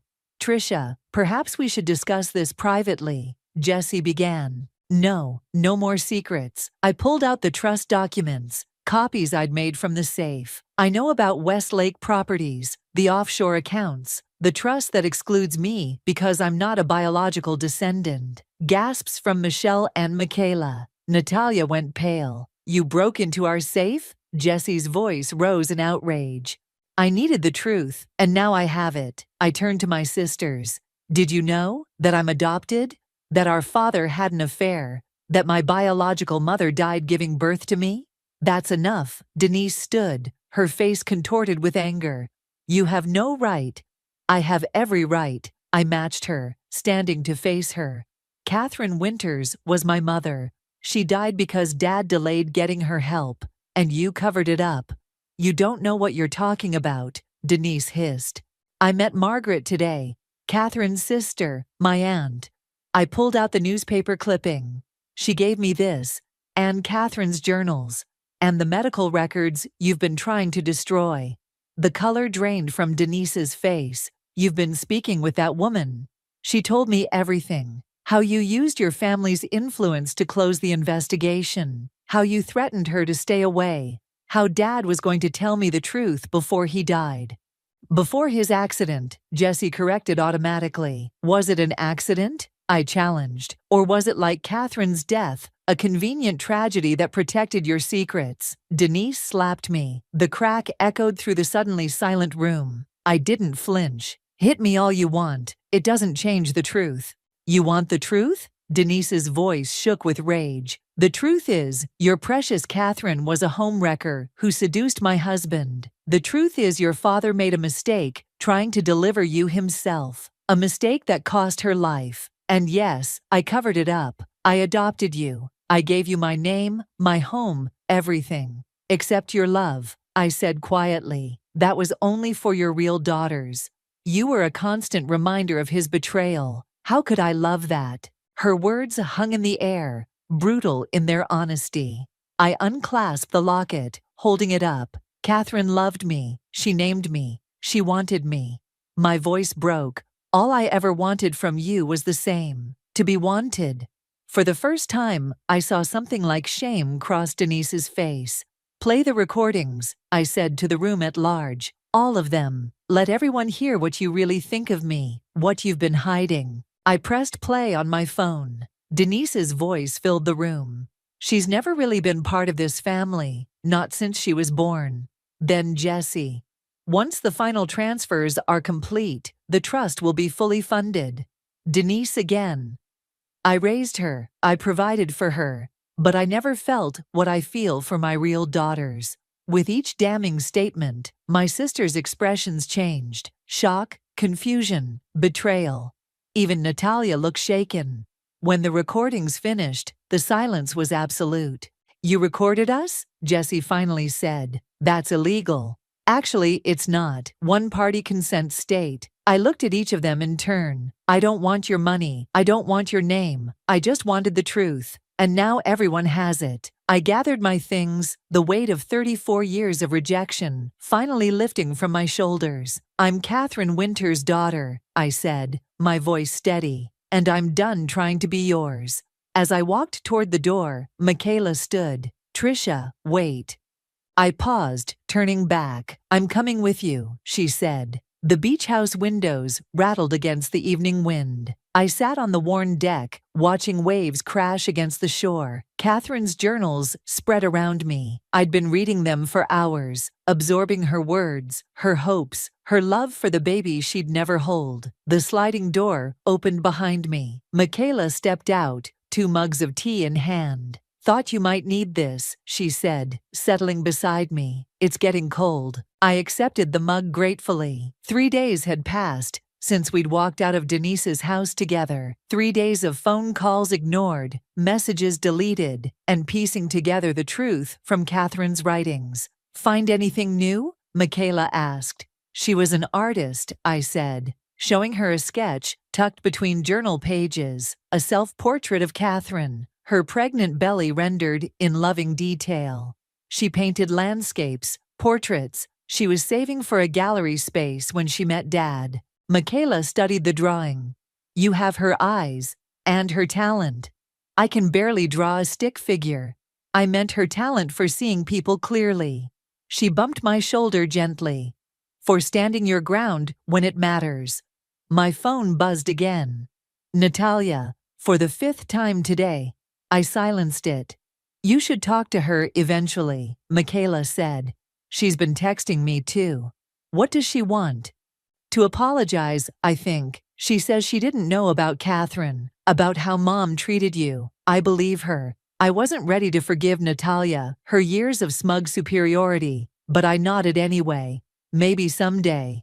The truth was, I felt strangely empty. The vindication I'd expected, the satisfaction of finally exposing everything. It hadn't materialized. Instead, I felt hollowed out, scraped clean of the anger that had defined me for so long. Margaret called, I said. She's coming tomorrow, wants to show me photos, tell me more about Catherine. That's good, right? It is. It's just, I struggled to articulate the feeling. I spent my whole life wanting to belong to that family. Now I know I never did, never could. And I should feel liberated, but instead I feel lost. Michaela finished for me. Like you're floating without an anchor. I looked at her, surprised by her perception. What? She said. I'm not just the baby of the family, you know. I notice things. I'm starting to realize that. I sipped my tea. Why did you come with me? You had everything to lose. Michaela was quiet for a moment. Remember when I was 16 and Mom caught me smoking with those kids from Westlake? Everyone thought I'd get grounded for months. I nodded, unsure where this was going. You were the one who stood up for me, said it was normal teenage rebellion, that punishing me would only make it worse. She smiled at the memory. You were the only one who ever saw me as a person, not just the baby to be protected. That meant something. Her words warmed something in me. All those years feeling like an outsider, and I'd still managed to be there for her, in ways that mattered. A car pulled into the driveway, Simon's ancient Volvo. He and Sawyer had been taking turns checking on us, bringing groceries, helping me sort through the practical aftermath of upending my life. I'll give you two some privacy, Michaela said with a knowing smile, heading inside. But it wasn't Simon who climbed the deck stairs. It was Denise. I stiffened, instinctively gathering Catherine's journals protectively. Before you ask me to leave, she said, her voice lacking its usual authority. Please just give me 5 minutes. I said nothing, but didn't move to go inside. She took it as permission and sat in the chair Michaela had vacated, her back rigid. I've spent 3 days thinking about what to say to you, she began, rehearsing explanations, justifications, but there aren't any, not really. The wind whipped her perfectly styled hair, making her look older, more vulnerable. When Richard brought you home, I was still grieving my miscarriage. He told me adopting you was the right thing to do, that you needed a mother. Her hands twisted in her lap, but every time I looked at you, I saw his betrayal, his lies. That wasn't my fault, I said quietly. No, it wasn't. For the first time in my memory, her eyes filled with tears. I told myself I was doing my best, that providing for you materially was enough, but it wasn't. And I knew it wasn't. She reached into her purse and pulled out a small box. I found this in Richard's things after he died. I should have given it to you then.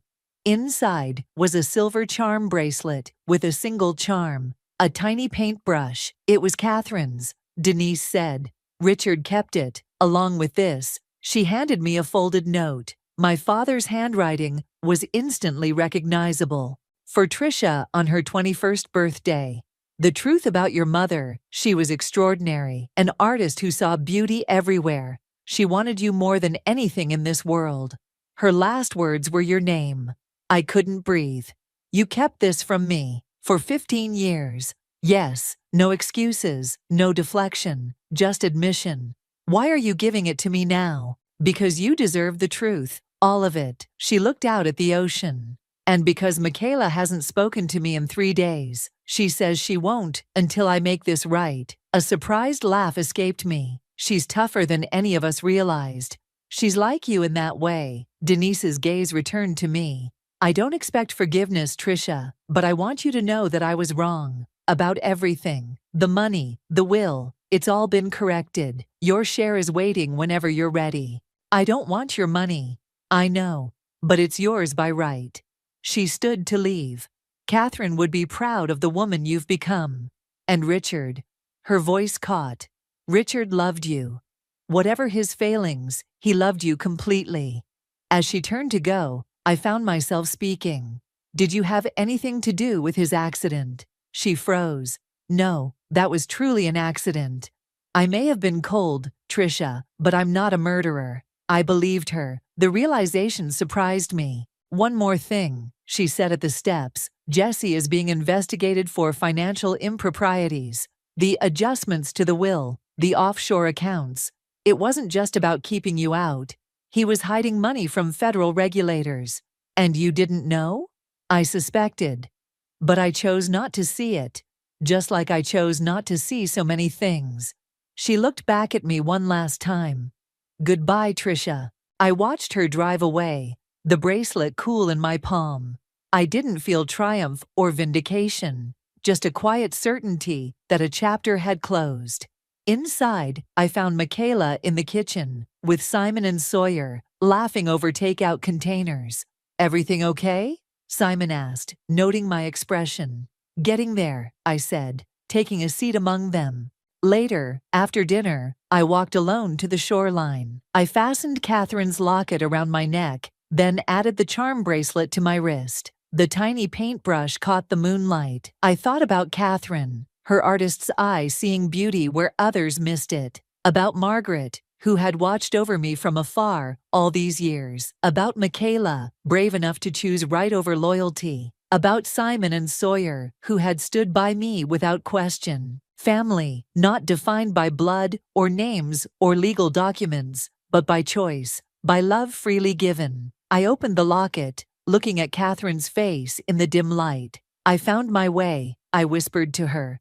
Not to who they wanted me to be, but to who I am. The waves rushed in, erasing my footprints in the sand. But I wasn't disappearing. For the first time in my life, I was fully, completely visible, to myself, and to those who truly mattered. I closed the locket and walked back toward the beach house, where light spilled from the windows and voices called my name. The call that shattered my world came on an ordinary Tuesday afternoon, right as I was finishing up a client meeting at Morris and Associates.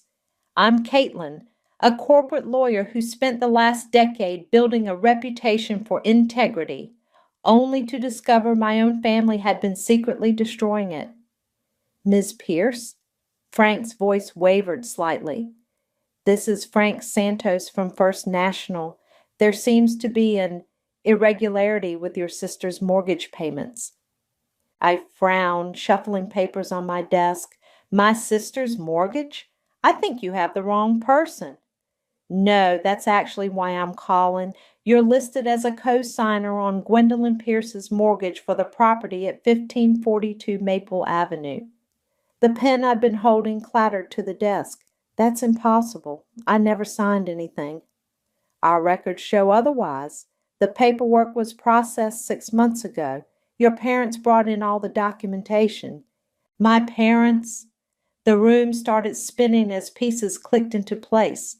Their nervous behavior at Christmas, the way they changed the subject when I mentioned Gwen's new house, their insistence that I signed some routine paperwork during Mom's birthday dinner.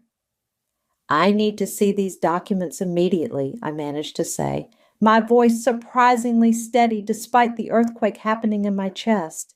Of course, I can email them now, but... Frank hesitated. There's more. The payments are 3 months behind. I gripped the edge of my desk. How much? Just over $12,000. The number hit me like a physical blow. I thanked Frank mechanically and ended the call, then immediately dialed Griffin's number. He'd been my best friend since law school, and right now I needed both a friend and a lawyer. Hey, stranger, he answered cheerfully. My family forged my signature. The words tumbled out. They put me on Gwen's mortgage without telling me. Jesus Christ. Griffin's tone shifted instantly to professional mode. Don't do anything yet. I'm coming to your office. 20 minutes later, Griffin was examining the documents Frank had emailed while I paced behind him. Look at this. He pointed to a signature. They didn't even try hard to match your handwriting. I leaned in, stomach churning. The signature was clearly my mother's attempt at copying mine. The K had her distinctive curl. My phone buzzed. Mom's smiling face appeared on the screen. I showed it to Griffin. "Answer it," he mouthed. "Stay calm." I took a deep breath and hit accept. "Hi, Mom." "Sweetie, are you free for dinner tonight? Your father's making his famous lasagna." The casual tone made my blood boil.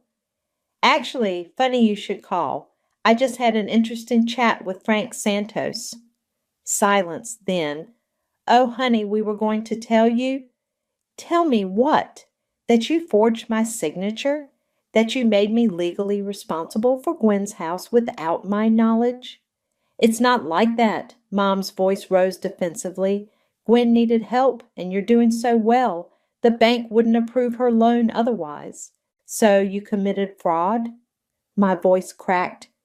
"Do you have any idea what this could do to my career?" "Don't be dramatic, Caitlin. We're family. Families help each other." "Help each other? Or help Gwen?"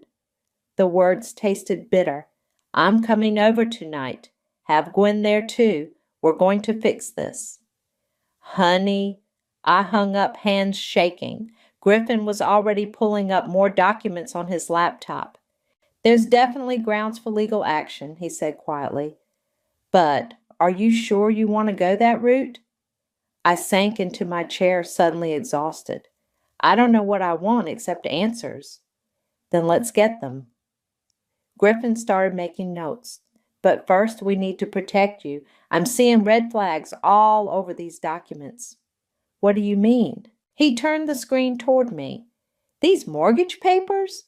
They're just the tip of the iceberg. There's language here suggesting other accounts, other obligations.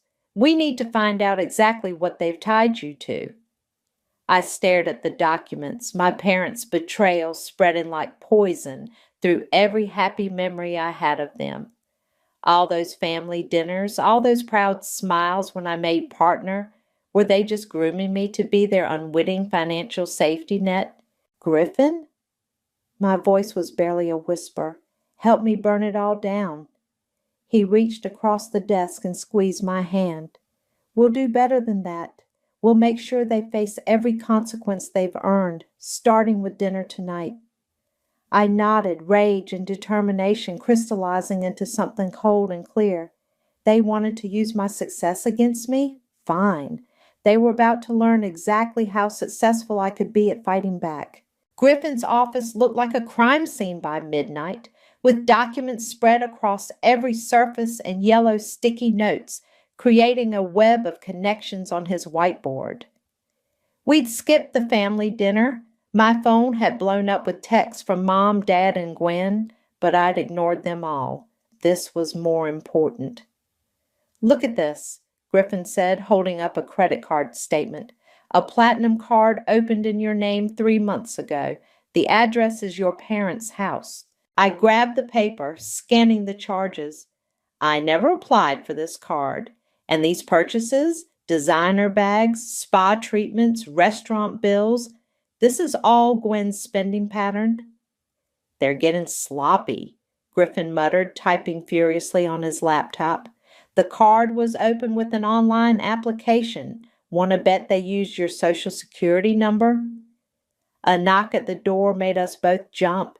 It was Solstice from the firm's financial crimes division, carrying 3 cups of coffee. "Thought you could use reinforcements?" she said, handing them out. Griffin filled me in. "This is seriously messed up, Caitlin." I took a grateful sip. "Can you help us trace anything else they might have opened in my name?" "Already on it." Solstice pulled up a chair. "I've got access to databases that'll show us every account linked to your SSN, but you should probably sit down for this." My stomach dropped. "How bad?"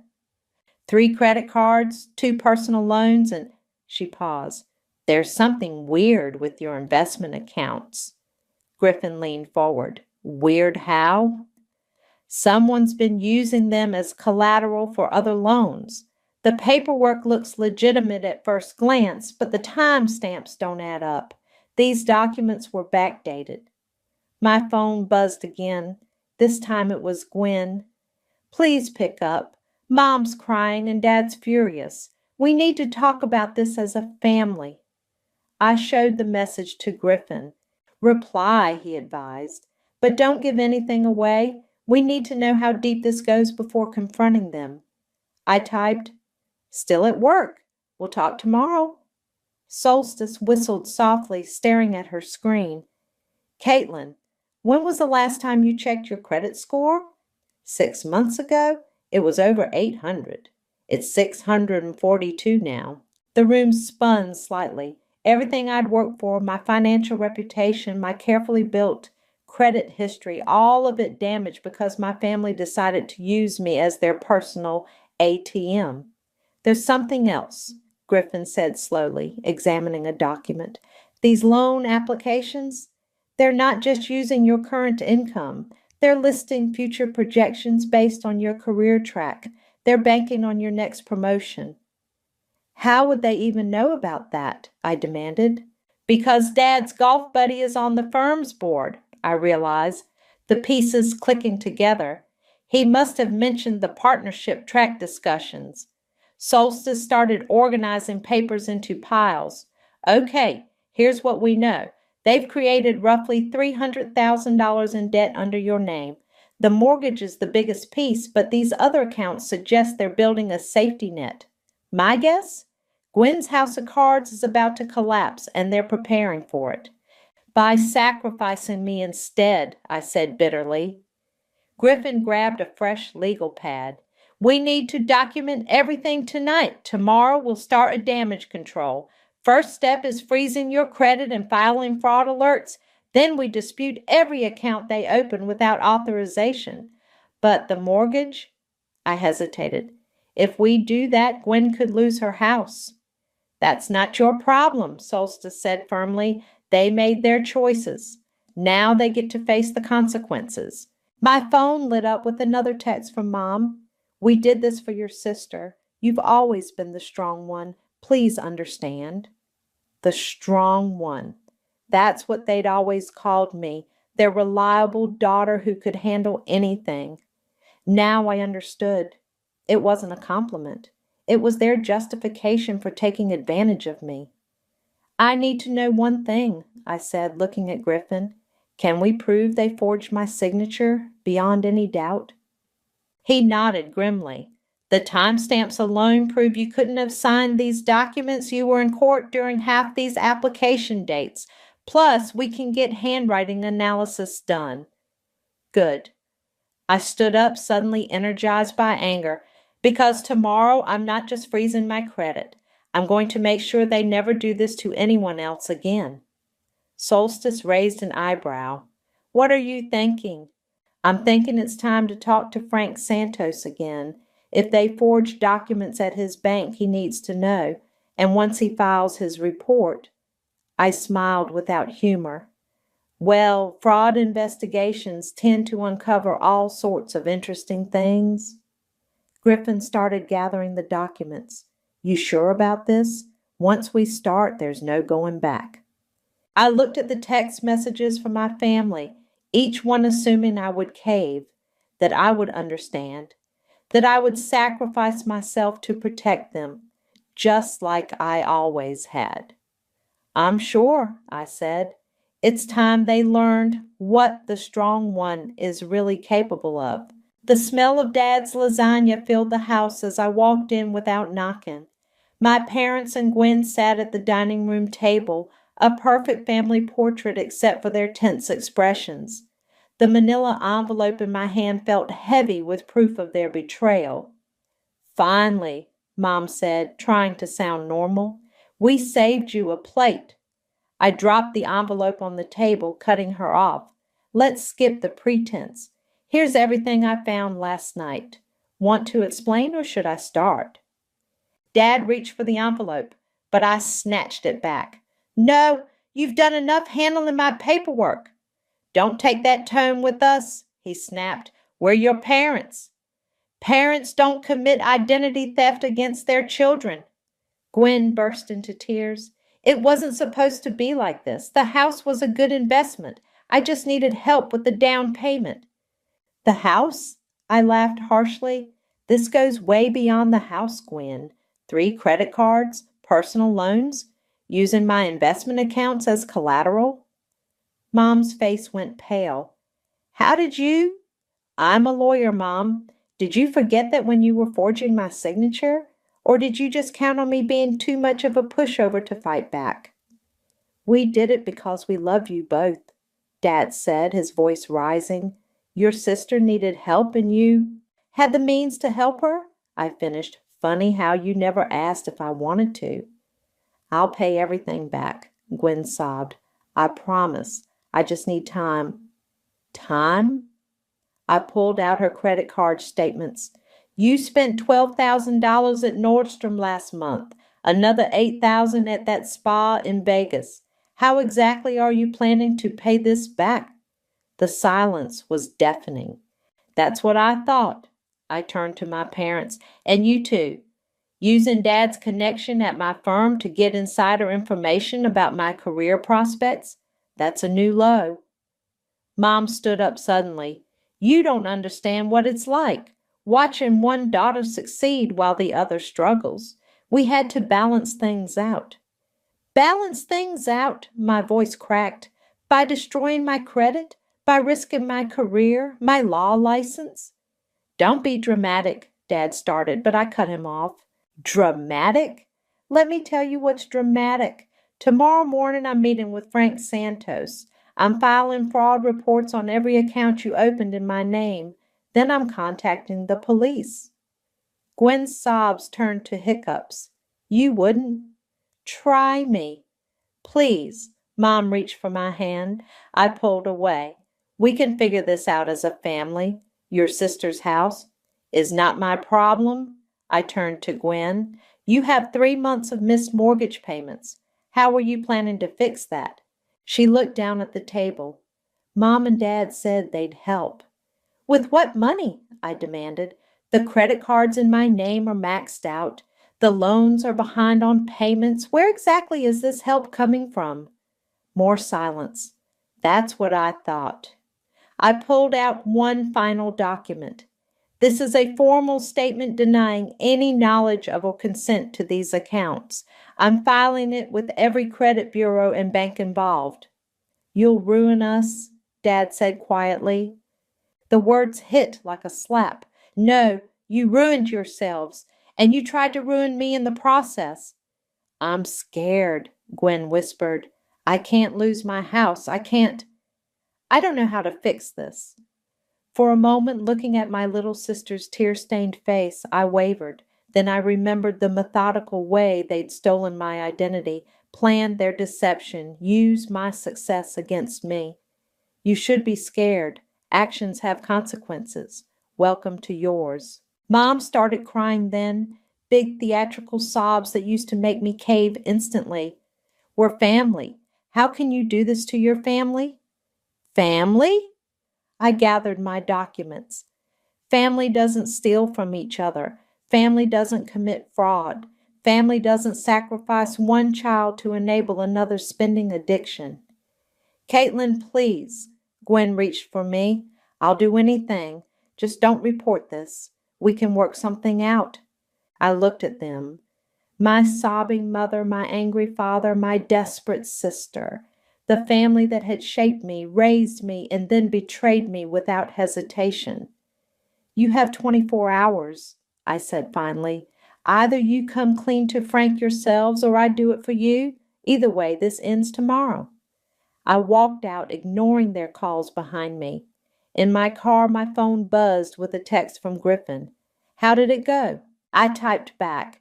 They're still trying to manipulate me, but tomorrow they learn what happens when the strong one finally stands up for herself. Starting the engine, I caught a glimpse of them through the dining room window, huddled together, probably already planning their next move.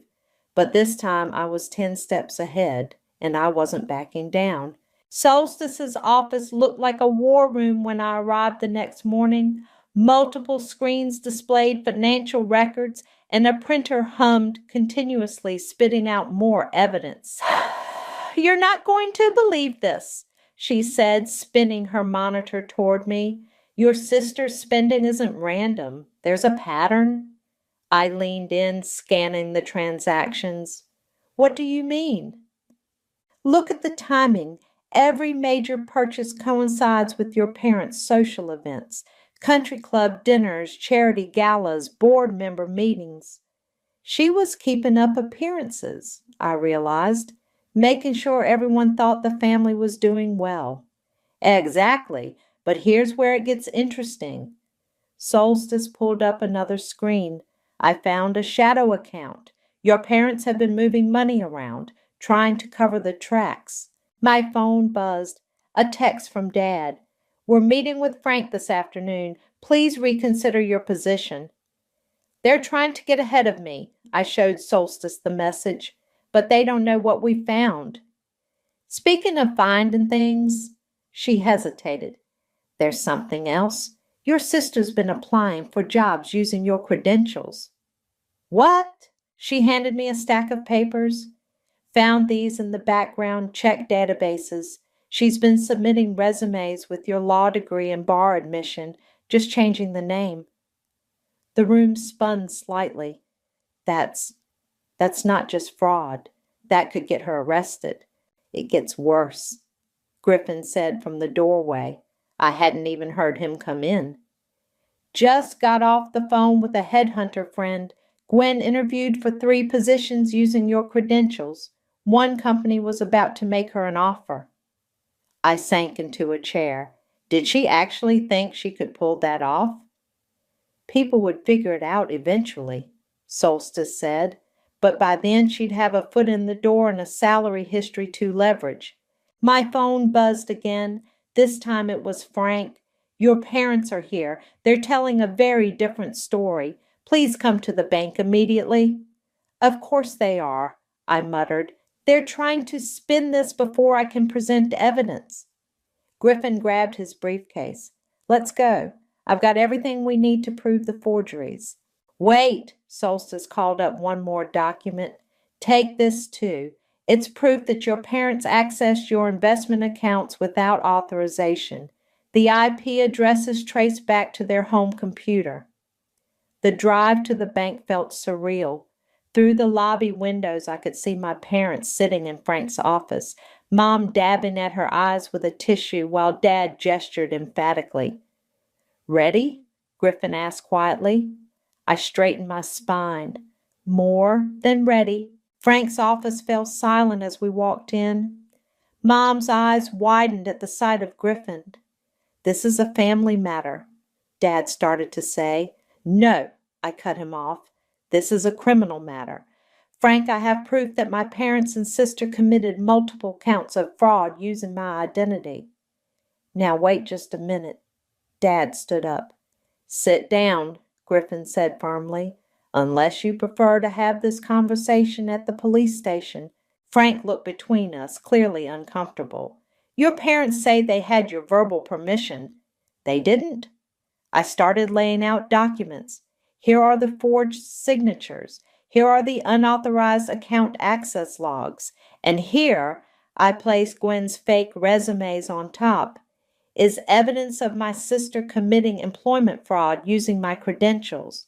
Mom burst into fresh tears. We were desperate. Gwen needed...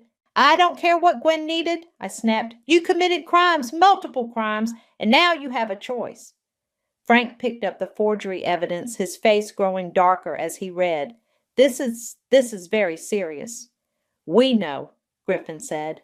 That's why we're giving you a chance to handle this internally first. But if you don't, our next stop is the district attorney's office. Dad's face had gone from red to pale. You would send your own sister to jail? You would steal your daughter's identity, I countered, forge her signature, use her career to prop up your lies. Frank cleared his throat.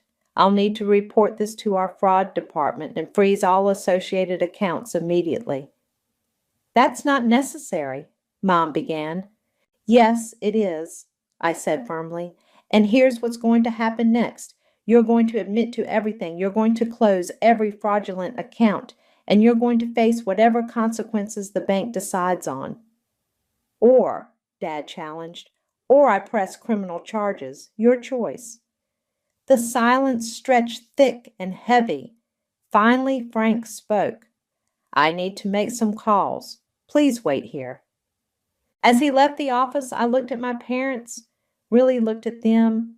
They seemed smaller somehow, their self-righteous anger crumbling into fear. You did this, Mom whispered. You destroyed our family. No, I stood up, gathering my evidence. You did that all by yourselves. I'm just making sure you can't destroy anyone else. My phone buzzed one last time, a message from Solstice. Found more. When you're done there, you need to see this. I showed Griffin the message. He nodded grimly. The day wasn't over yet, and something told me the worst was still to come. Back at the office, Solstice was pacing, her usual calm demeanor shattered. She thrust a stack of papers at me the moment I walked in. Look at this. She pointed to a series of transactions. Your parents' shadow account? It's not just about covering Gwen's spending. They've been running a small-scale Ponzi scheme through the country club. Griffin grabbed the documents. What kind of scheme? They've been investing other members' money, promising returns from some exclusive fund, but the money's just being shuffled around to pay earlier investors and fund Gwen's lifestyle. My legs went weak. How much? Nearly $2 million. Solstice pulled up a spreadsheet. And guess whose investment accounts they use as proof of their success? Mine. The word tasted like ash. They showed people my portfolio to convince them to invest. Exactly. Your success made their scam believable. My phone rang. Frank again. I put it on speaker. Caitlin, we've got a problem. Your parents left the bank and immediately tried to withdraw large sums from multiple accounts. Were they successful? No, we froze everything in time. But, he hesitated, they're claiming you're trying to extort them. They're threatening to report you to the Bar Association. I laughed bitterly. Let them try. Frank, I need to tell you something else. They've been running an investment scam. A commotion outside interrupted me. Through the glass walls, I saw my father storming through the office, Mom and Gwen trailing behind him. We need security, Solstice said, reaching for her phone. No, I stood up. Let them come. Dad burst in, his face purple with rage. You think you can destroy us? We'll take you down with us. Really? I held up the Ponzi scheme evidence. Want to explain this to everyone first? The color drained from his face. Behind him, Mom gasped. Where did you get that? Does it matter? What matters is that you didn't just steal from me. You stole from everyone who trusted you. Gwen pushed forward. It wasn't stealing. Dad was helping people invest. In what? I demanded. There is no investment fund. Just you living beyond your means while they use my success to lure in more victims. We can fix this, Mom pleaded. If you just give us time. Time for what? To find more victims? To forge more documents? To steal more identities? You ungrateful. Dad started forward, but Griffin stepped between us. Think carefully about your next move, he warned. The police are already on their way. You called the police? Gwen's voice rose hysterically. No, Solstice said from her desk. The bank did. Standard procedure for attempted withdrawal after a fraud alert. As if on cue, 2 officers appeared in the doorway. Is there a problem here? Dad deflated visibly. Mom started crying again. But Gwen looked at me with pure hatred. You really want to do this? She hissed. Fine, but I'm not going down alone. I'll tell them everything. How you knew about the investments. How you helped set up the accounts. Except I didn't, I cut her off. And we both know it. But please, keep talking. The officers would love to hear about your employment fraud, too. The police moved into the room, taking statements. I watched as my family's facade crumbled completely. Mom's tears turned real. Dad's bluster gave way to defeat. And Gwen, my little sister, who I'd protected all our lives, sat in stony silence as the officers explained the charges. My phone buzzed, a text from an unknown number. Your parents owe me $200,000. They said you'd guarantee the investment. We need to talk. Then another. They promised returns from your hedge fund connections. And another. My retirement money. They said you were managing it. The messages kept coming. More victims, more lies, more lives destroyed by my family's deception. Griffin touched my arm. You okay? No, I said honestly, but I will be, because this ends today. I turned to the officers. I want to press charges, all of them, and I have evidence of additional financial crimes you need to see. You can't, Mom wailed. We're your family. I looked at them, really looked at them. My mother, who taught me about integrity while helping forge my signature. My father, who bragged about my success while using it to deceive others. My sister, who took everything I earned and still wanted more. No, I said quietly, family doesn't do this. Family doesn't steal and lie and destroy lives. You're not my family anymore. You're just criminals who happen to share my DNA. The officers began leading them out. Gwen turned back at the door. I hope you're happy, she spat. You've ruined everything. I watched them go, feeling oddly peaceful. No, I whispered. I just stopped you from ruining anyone else. Solstice was already pulling up more records.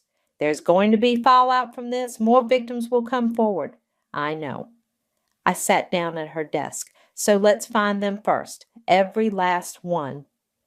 The day wasn't over, but for the first time since this started, I felt truly strong. Not their version of strong, the kind that enabled their crimes, but my own strength built on truth and justice. And I was just getting started. The victim statements kept coming in over the next week. Griffin and I had taken over the firm's conference room, walls now covered with photos and connecting lines like a crime show investigation board. Each new revelation felt like another punch to the gut. 14 victims so far, Griffin said, adding another photo. Most of them elderly members of the country club. Your parents really knew how to pick their targets. A knock at the door made us both look up. It was Frank, looking exhausted. You need to see this, he said, placing a USB drive on the table. We found hidden accounts, offshore ones. My heart sank. How much? Close to $3 million. They've been moving money to the Cayman Islands for months. Griffin whistled softly. That's not amateur hour anymore. That's serious financial crime. There's more. Frank hesitated. Some of the transfers, they were made from your office computer, late at night. I frowned. That's impossible. The cleaning crew, Solstice said from the doorway. Remember how Gwen used to visit you at work, always staying late, saying she wanted to spend time with you? The pieces clicked together. She was using my computer after I left, with login credentials that matched yours perfectly, Solstice confirmed. She must have installed a keylogger during one of her visits. My phone buzzed, a call from the county jail. I ignored it, like I'd ignored the dozen others this week. The FBI wants to talk to you, Frank said quietly. This crossed state lines. It's federal now. Good. I stood up, stretching. Because I found something else they'll want to see. I pulled out a file I'd been saving. Inside were photos from my parents' social media, specifically their recent vacations. Look at the dates, I pointed. Every major withdrawal from the victims' accounts corresponds with a luxury trip. Here's Mom on a yacht in Greece, Dad golfing in Dubai, Gwen shopping in Paris. All funded with stolen money, Griffin realized, and posted online for everyone to see. They weren't even trying to hide it. Another knock. This time it was an elderly woman I recognized from the country club, Margaret, one of my mother's closest friends. "I'm sorry to interrupt," she said softly, "but I needed to tell you something." I gestured for her to sit. She pulled out an old photo, my high school graduation. In it, my parents beamed proudly while Gwen sulked in the background. "Your mother told me something that day," Margaret said. "She said she'd always have to work harder for Gwen because you were so naturally gifted, that you'd be fine on your own, but Gwen needed extra help." My throat tightened. "She told you that 15 years ago?" "Yes, and now I realize they've been planning this for years, positioning you as the successful one, the strong one, so they could use your reputation to help Gwen." The revelation hit like a physical blow. My entire adult life, my career, my success, my reputation, had been cultivated by them not with pride but with calculation. "Mrs. Anderson called me this morning," Frank added. "She lost her husband's life insurance money to your parents' scheme. She's going to lose her house." "No, she won't," I said firmly, "because we're going to find every penny they stole, starting with those offshore accounts." Griffin was already making calls. "I know someone at the FBI's Financial Crimes Unit. We can expedite this." My phone buzzed again, this time a text from Mom. "The lawyers say we could face 20 years. Please, sweetheart, help us one last time." I showed it to Griffin. "They're still trying to manipulate you," he said gently, "still trying to use your strength against you." "I know." I turned to Margaret. "How many other victims haven't come forward yet?" She looked down. "Many.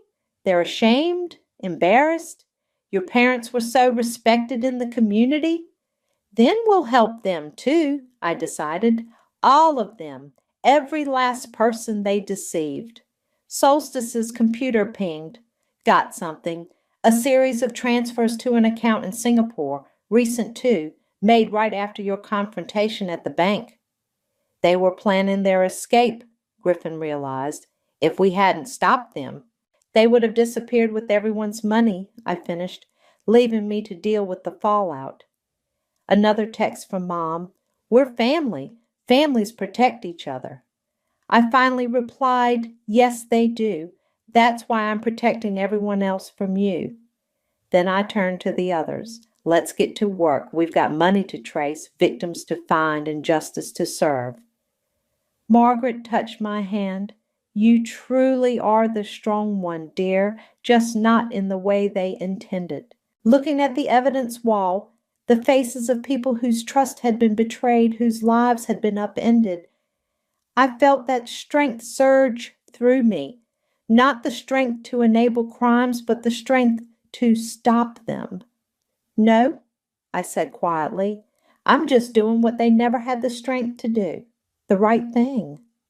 The federal courthouse loomed before me as I clutched the final dossier. Every transaction, every victim, every lie meticulously documented. 2 FBI agents flanked me as we walked in, their presence both reassuring and surreal. "You ready for this?" Agent Torres asked quietly. "I've been ready for weeks." The courtroom doors opened to reveal my family sitting with their lawyers. Mom's designer outfit had been replaced by modest business wear. Dad's golf tan had faded in Gwen. Gwen looked like a stranger in her plain black suit. "The prosecution calls Caitlin Pierce," the DA announced. Walking to the witness stand, I felt their eyes burning into me. Mom mouthed, "Please," as I passed. I kept my gaze forward. "Ms. Pierce, please tell the court about when you first discovered the financial irregularities involving your family." I took a deep breath. "It started with a call from my bank about my sister's mortgage." For the next hour, I laid out everything: the forged signatures, the stolen identity, the Ponzi scheme, the offshore accounts. With each revelation, I watched their facades crumble further. "And these luxury purchases?" The DA held up photos from their social media. "All made with victim funds?" "Yes. While elderly victims lost their life savings, my sister was posting Instagram stories from five-star hotels in Paris. Gwen's lawyer stood up. Objection. Prejudicial. Overruled, the judge said. Continue. The total amount stolen exceeds $5 million, I stated. They used my reputation, my credentials, and my identity to lure victims into their scheme. And the victims? The DA prompted. 28 confirmed so far, mostly elderly members of the country club, people who trusted my parents, who trusted our family name. Dad's lawyer tried next. Isn't it true that you benefited from your family's financial success? No, I said firmly. I earned everything I have. They stole everything they had. But surely you knew. What I knew, I cut in, was that my parents raised me to believe in integrity while secretly planning to use my success for their fraud. What I knew was that my sister cried about needing help while spending stolen money on luxury goods. What I knew was that they destroyed lives while hiding behind my reputation. The courtroom fell silent. Your Honor, I continued, pulling out one final document, I have here a list of every victim, every dollar stolen, and every false investment promise made. I'm also providing evidence of additional offshore accounts we've uncovered. Mom started crying. Not her usual theatrical sobs, but real, broken tears. Ms. Pierce, the judge leaned forward. You understand that this testimony will likely send your family to prison? Yes, Your Honor, and they understand that their actions sent innocent people into poverty. Gwen suddenly stood up. This isn't fair. You had everything. The perfect career, the perfect life. What about me? Order! The judge banged his gavel. What about Mrs. Anderson? I shot back. She's losing her house because of you. What about Mr. Roberts?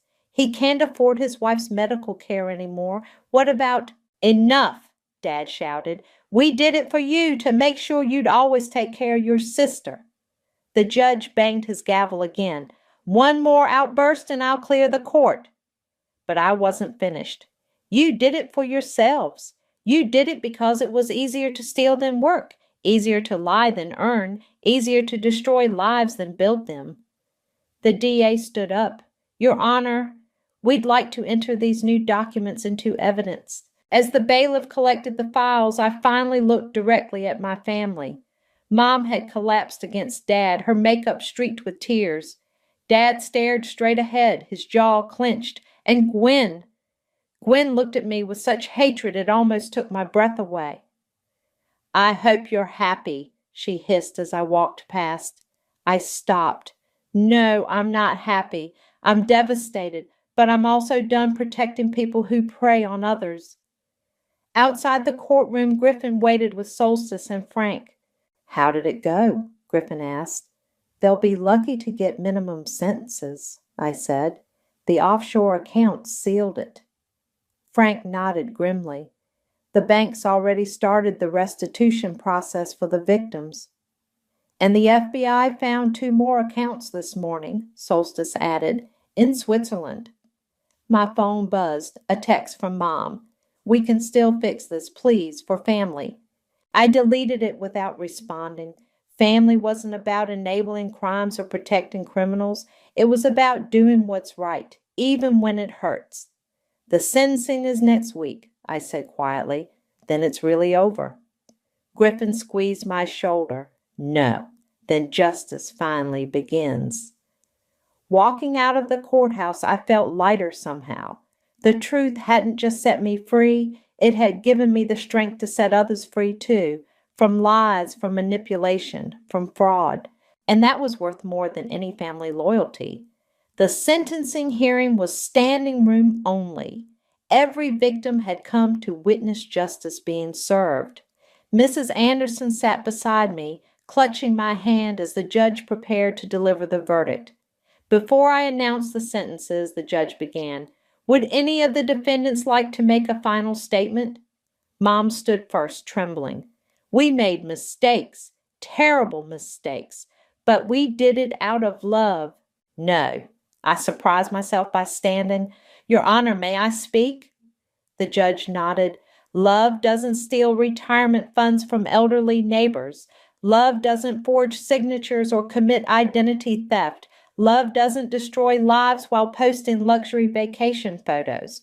What they did wasn't love, it was greed, pure and simple. Dad jumped up. How dare you? Mr. Pierce, sit down, the judge ordered. Based on the severity of these crimes, the systematic nature of the fraud, and the devastating impact on the victims, I hereby sentence Gordon Pierce to 18 years in federal prison, Angela Pierce to 15 years, Gwendolyn Pierce to 12 years. The room erupted in murmurs. Gwen collapsed in tears.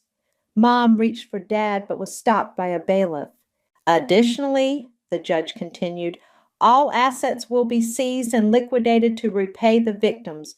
The offshore accounts will be frozen and repatriated. Mrs. Anderson squeezed my hand. Thank you, she whispered. I can keep my house now. As they led my family away, Gwen turned to me one last time. I'll never forgive you for this. I know, I said quietly, but the victims will never forgive you either. Outside the courthouse, Griffin handed me an envelope. The firm made a decision. They want you to head the new victim restitution program. I opened it to find an official letter. Using my experience to help other fraud victims? You're uniquely qualified, Solstice said, joining us. Who better to help people rebuild after betrayal? My phone buzzed. A message from Frank. First victim repayments going out today. You did good, Caitlin. Margaret approached with several other country club members. We're having dinner tonight to celebrate justice and new beginnings. Will you join us? Looking at their faces, no longer victims but survivors, I felt something shift inside me. I'd be honored.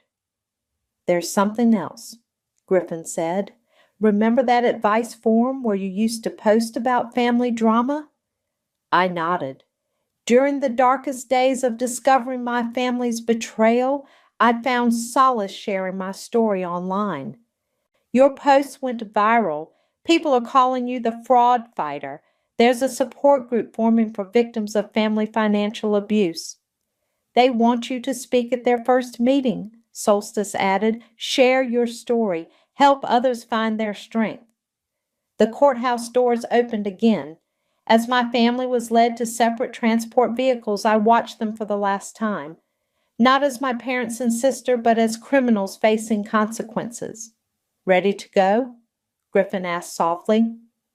Almost. I turned to the gathered victims. Anyone who needs help rebuilding their credit, sorting out legal issues, or just needs someone to talk to. Here's my card. My door's always open. Mrs. Anderson hugged me. You turned something terrible into something helpful. That's real strength. At dinner that night, surrounded by people who'd been hurt but were healing, I finally felt at peace. My phone lay silent. No more manipulative texts, no more guilt trips, no more lies. A toast, Margaret raised her glass, to truth, justice, and the courage to fight for both. And to family, I added, looking around the table. The kind we choose, not the kind that chooses to hurt us. Later that night, I sat in my office looking at the victim restitution files. Each one represented someone who needed help rebuilding their life after betrayal, just like I had. Griffin knocked on my door. First support group meeting is tomorrow. Sure you're ready? I picked up a photo from my desk, the last family picture taken before everything unraveled. In it, we looked perfect, happy. But now I could see the calculation behind their smiles, the greed behind their poses. I turned the photo face down. I'm ready, because this isn't just about justice anymore. It's about prevention, about helping others spot the red flags I missed, about turning victims into survivors. That's my strong one, he smiled. No, I corrected him. That's my choice. Being strong isn't about enabling bad behavior or protecting criminals. It's about standing up for what's right, even when it breaks your heart. I looked at the files again, at all the people waiting for help, for hope, for healing.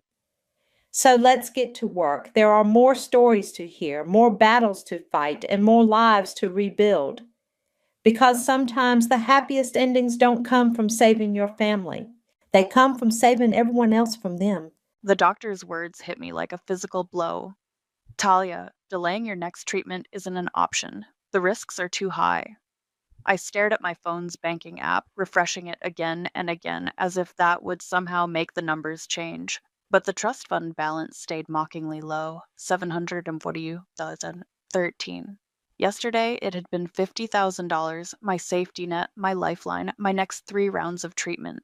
My name is Talia, and I've spent 26 years learning that chronic illness is expensive. But I never thought I'd have to learn that lesson from my own family. Mom? My voice shook as I called her. The trust fund, Grandma's medical trust fund. It's empty. There must be some mistake.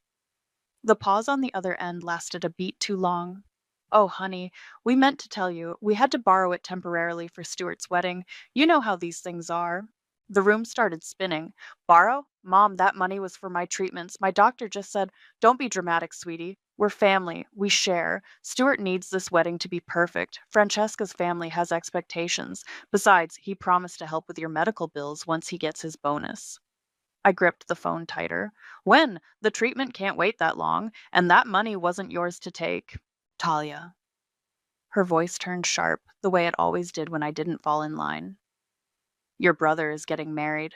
This is his moment. Stop being selfish. Selfish? The word tasted bitter. Where was sharing when I needed help with college, when I couldn't work full-time because of flare-ups?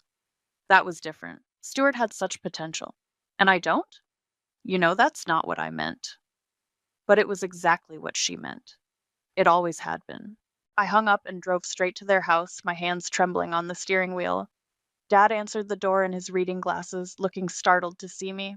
Princess, we weren't expecting you. The trust fund, Dad, $50,000, gone. He removed his glasses, rubbing the bridge of his nose. We did what we had to for Stuart. These things cost money. My treatments cost money. That's why Grandma set up the trust in the first place. Mom appeared behind him. Lower your voice. The neighbors will hear. Good. Let them hear how you stole from your sick daughter to fund your golden boy's Instagram wedding. Now that's enough. Dad's voice rose. We didn't steal anything. We're your parents. We made a decision. A decision about my medical care without even telling me? Stop being dramatic, Mom snapped. Stuart needs this. Do you know how many followers Francesca has? This wedding will put our family on the map. I laughed, hollow and harsh. Right, because that's what matters. Not the fact that I might end up in the hospital, but how many likes your precious Stuart gets. You always do this, Mom said, shaking her head. Every time something good happens for your brother, you find a way to make it about you. The familiar ache in my joints was nothing compared to the pain in my chest. When has anything ever been about me? We've sacrificed everything for you. Do you know how much your treatments have cost us over the years? That's why Grandma left the trust fund, because she knew you'd always put him first. Mom's face hardened. Your grandmother didn't understand family loyalty. No, I whispered. She understood it perfectly. I turned to leave, but Mom grabbed my arm. This conversation isn't over. You need to understand. Don't touch me. I jerked away. You know what? You're right. This conversation isn't over, but it will be soon. Back in my car, I caught sight of something poking out of my oversized purse, the corner of an old leather-bound journal. Grandma's journal. I'd grabbed it this morning while looking for bank statements, but hadn't opened it yet. Something tugged at my memory. A conversation with Grandma near the end, when she'd made me promise to read everything she left behind. There are protections in place, she'd said, squeezing my hand. When you need them most, you'll find them. I pulled the journal into my lap, and a folded letter slipped from between its pages. Legal letterhead. My hands trembled as I opened it. Dear Mrs. Annika Crawford, this letter confirms the special provisions we discussed regarding the medical trust fund. My phone buzzed. A text from Stuart. Mom's upset. Stop making everything difficult. It's my wedding. I looked at the letter again, then at his text. For the first time in years, I smiled. My hands shook as I read the letter again in my apartment, hardly daring to believe what I was seeing. The legal language was dense, but one paragraph stood out like a neon sign. In the event of misuse or unauthorized withdrawal of funds from the medical trust by the designated trustees, Peyton and Thaddeus, all inheritance rights shall immediately transfer to beneficiary, Talia, including but not limited to property, investments, and liquid assets currently valued at approximately $350,000.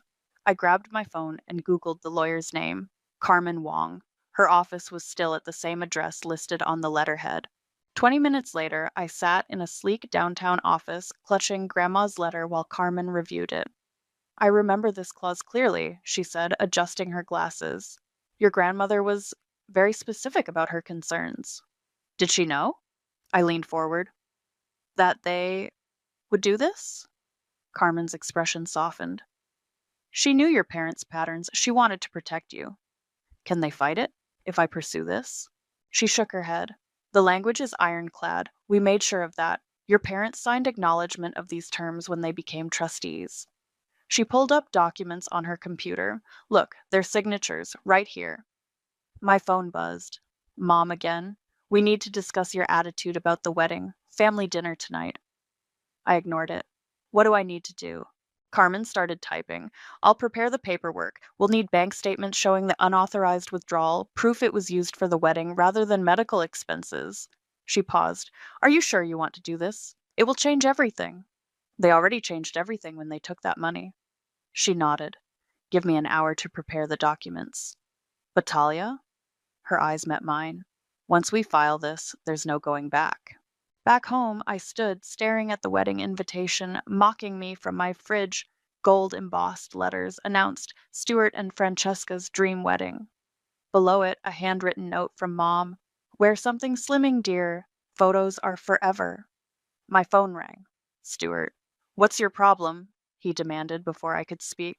Mom's crying because you're being difficult about the money. That money was for my treatment. Oh, please, you're always sick. I'm getting married. This is important. And my health isn't? Don't be dramatic. I told you I'd help once I get my bonus. Family helps family. I laughed bitterly.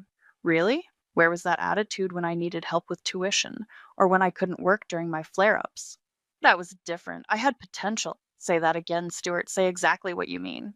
He sighed dramatically. Look, just come to dinner tonight. Mom wants to smooth things over. She's making your favorite. My favorite is salmon. Mom's making your favorite. Beef stroganoff. She always makes your favorite. Whatever. Just be there, and try not to ruin everything for once. I hung up and called Carmen instead. I have the papers ready, she said. But there's something else you should know. The rehearsal dinner venue? Your parents put a deposit down 3 months ago, right before they drained your trust fund. My stomach lurched. They planned this. There's more. They've already listed their house for sale. Quietly, but it's on the market. I think they knew they'd have to pay the money back eventually. So they just decided to gamble with my health in the meantime? I'm so sorry, Talia. I looked at the wedding invitation again. The rehearsal dinner was in 2 days at the Crystal Ballroom. All of Francesca's influencer friends would be there, broadcasting every moment. Carmen, how fast can we file these papers? We could have everything ready by tomorrow morning. But again, are you certain? My phone buzzed with a text from Mom. Dinner at 7. Wear something nice. Stuart's bringing Francesca. I thought about all the times I'd sat quietly, swallowing my pain while they celebrated Stuart. All the times they'd dismissed my illness as inconvenient to their perfect family narrative. I'm certain, I said. But let's wait to file until the morning of the rehearsal dinner. I want to give them one last family meal. Talia, they always said timing is everything, right? Well, I'm finally learning from their example. After hanging up, I texted Mom back. I'll be there, and don't worry, I'll be wearing something perfect for the occasion. The revenge forming in my mind wasn't pretty, but then again, neither was stealing from your sick daughter to fund your golden child's wedding. Sometimes karma needs a little push, and Grandma had given me exactly the shove I needed. I smiled at the invitation one last time before ripping it off the fridge. Time to RSVP properly.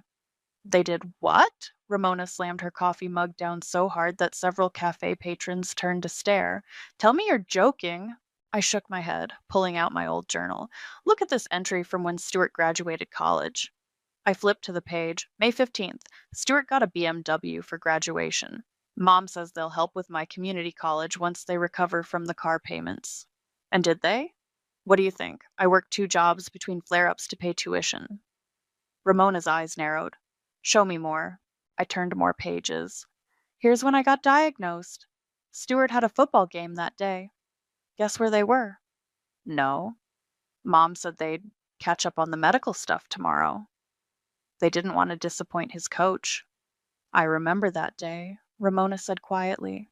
I'm the one who drove you home from the hospital. And now this. I showed her the trust fund statements. $50,000 gone for his Instagram-worthy wedding. To that influencer girl who keeps posting about authentic living while hawking diet tea.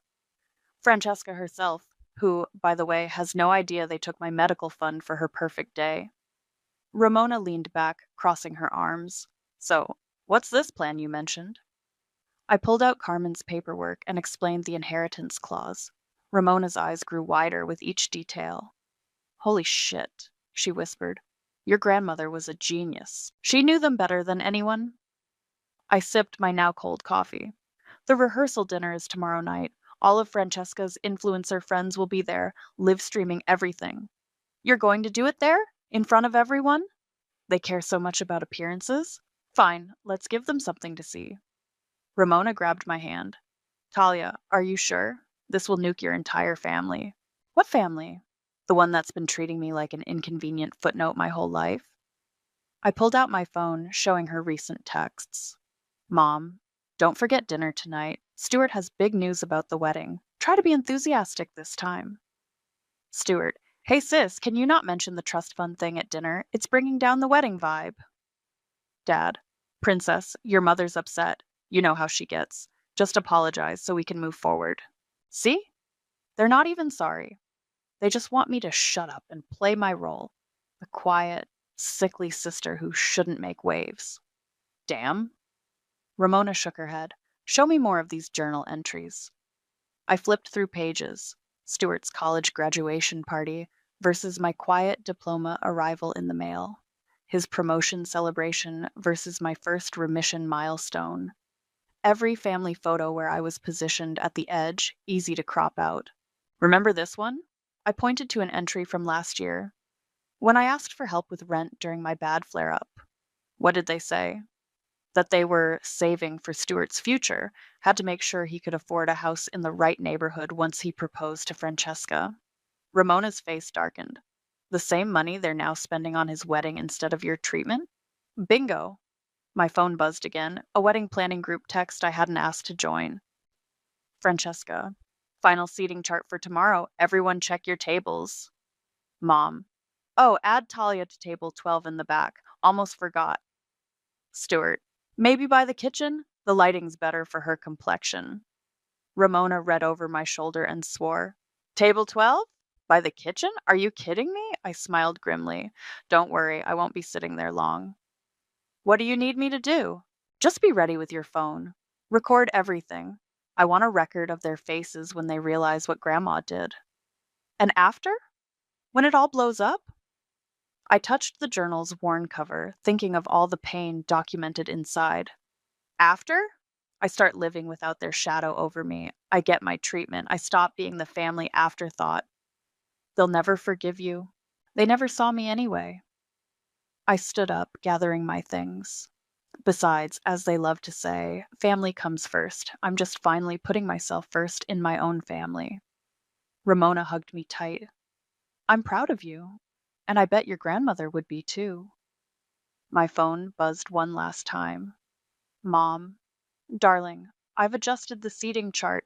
Table 11 instead. You'll be with Stuart's old college friends. Please try to keep the health talk to a minimum. It makes people uncomfortable.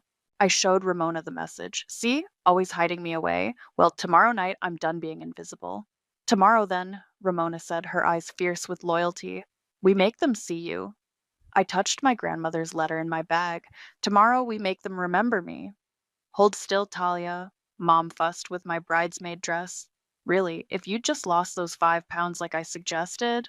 We were at the final fitting, the day before the rehearsal dinner.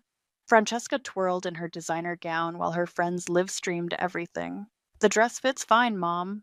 Fine isn't good enough for Stuart's big day. She yanked the zipper harder. Everything needs to be perfect. Francesca floated over, her diamond ring catching the light. Oh my God, Talia, you look nice. We can totally brighten this up with some contouring makeup. I'll have my glam squad help. Thanks, I muttered, watching Mom beam at Francesca like she'd offered me a kidney. Speaking of help, Stuart chimed in from his phone scrolling perch. I was thinking about your medical stuff, sis. Once I get my bonus next quarter, I could probably chip in a bit. I met his eyes in the mirror. A bit of the 50,000 you borrowed? The room went silent. Francesca's perfectly shaped eyebrows drew together. What 50,000? Nothing, darling. Mom cut in smoothly. Just some family business. Talia, come help me with these alterations. She dragged me to the fitting room, hissing under her breath. Are you trying to ruin everything? Like you ruined my treatment schedule? Don't be dramatic. Stuart will help once he's settled. Family takes care of family. Is that what this is? Taking care of family? Her fingers dug into my arm. You know what? Don't come to dinner tonight. You're clearly not in the right headspace to be supportive. Fine by me. I peeled off the dress, ignoring her protests about being careful with the fabric. My phone buzzed. Carmen. Legal documents are ready, her text read. Filing first thing tomorrow. Are you sure about the timing? I looked up to see Francesca doing another twirl for her live stream. Perfect timing, I texted back. Talia, Mom called. At least come say goodbye to your brother. I walked out in my regular clothes. Stuart barely glanced up from his phone. Hey, try not to be such a downer tomorrow, okay? It's kind of my big day. Don't worry, I smiled. I've got something special planned. Back home, I opened my email to find Carmen's presentation, a simple, devastating PowerPoint that laid out every detail: the trust fund withdrawal, the timing of the wedding deposits, the inheritance clause, all of it. My phone lit up with a text from Francesca. Bridesmaid brunch tomorrow before rehearsal. Don't be late, I replied with sugary sweetness. Wouldn't miss it for the world. Can't wait to see what surprises tomorrow brings. Ramona called moments later. Everything set? Carmen's got the papers ready? You got your phone charged for recording? Girl, I got 2 backup batteries. I'm not missing a second of this. I laughed, then stopped suddenly as another text came through, from Dad this time. Princess, your mother's upset. Says you were difficult at the fitting. Remember when you were little and had stage fright at the school play? I told you then. Sometimes we have to put on a brave face for the people we love. My hands shook as I typed back. I remember, Dad. I also remember being in the hospital while you and Mom were at Stuart's football game. Guess we all have different memories. He replied instantly, That's not fair. We did our best. No, you did your best for Stuart. I got whatever was left over. We made sacrifices you don't understand. Like sacrificing my health for his wedding? No response. Ramona was still on the line. You okay? They still think they did nothing wrong. I said quietly. They really believe they're the heroes of this story. Well, tomorrow they find out they're the villains. You ready? I opened my closet, where a sleek black dress hung ready. Not the pastel bridesmaid monstrosity, something elegant, sharp, memorable, perfect for delivering life-changing news. You know what's funny? I told Ramona. They always taught us that actions have consequences. They just never thought the consequences would be for them. My phone buzzed one last time, a group text from Mom. Final rehearsal dinner schedule. Everyone please arrive by 6 p.m. sharp. Talia, dear, I've seated you with the photographer. Try to smile naturally this time. Your last family photo was a bit strained. I showed Ramona the message. She swore colorfully. Oh, I'll give them a photo to remember, I said, touching the folder of legal documents on my desk.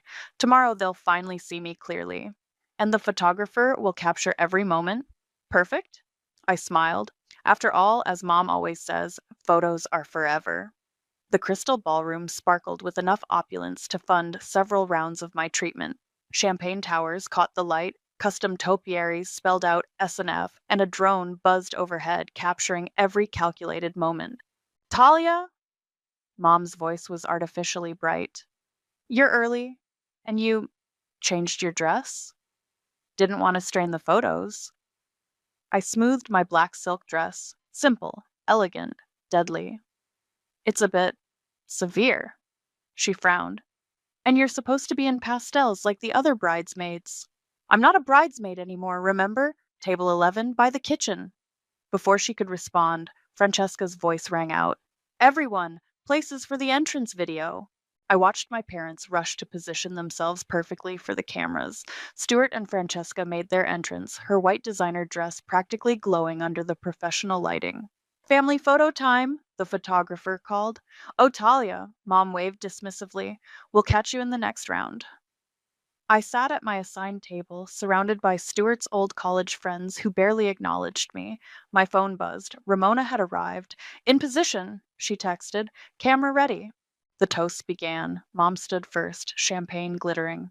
Family is everything, she declared, voice thick with emotion. Everything we do for family. My stomach turned. Dad followed. We're so blessed to have both our children here tonight, he said, then added with a laugh, though one of them made this day possible. Stuart's friends snickered. One leaned over to me. Hey, you're the quiet one, right? The sick sister? I smiled tightly. Not quiet. Just waiting for my turn. More toasts followed. Stuart's college roommate. To the golden boy, always knew you'd do something amazing, Francesca's maid of honor. To the most perfect couple, living their best life. Each word felt like another brick in the wall they'd built to hide me behind. Anyone else? The MC asked. I stood up. Mom's face went pale. Talia, sit down, she hissed. This isn't the time. Actually, Mom, it's exactly the time. I walked to the microphone, aware of every camera tracking me. I'd like to share something about family. Stuart shifted uncomfortably. Francesca's live stream kept rolling. When my grandmother was dying, I began. She told me something important about family, about protection, about love. I pulled out my phone, opening Carmen's presentation. She also left me a trust fund for my medical treatments. The room went silent. Mom stood up, but Dad grabbed her arm. $50,000, I continued, set aside specifically for my health care, but 3 months ago, that money disappeared.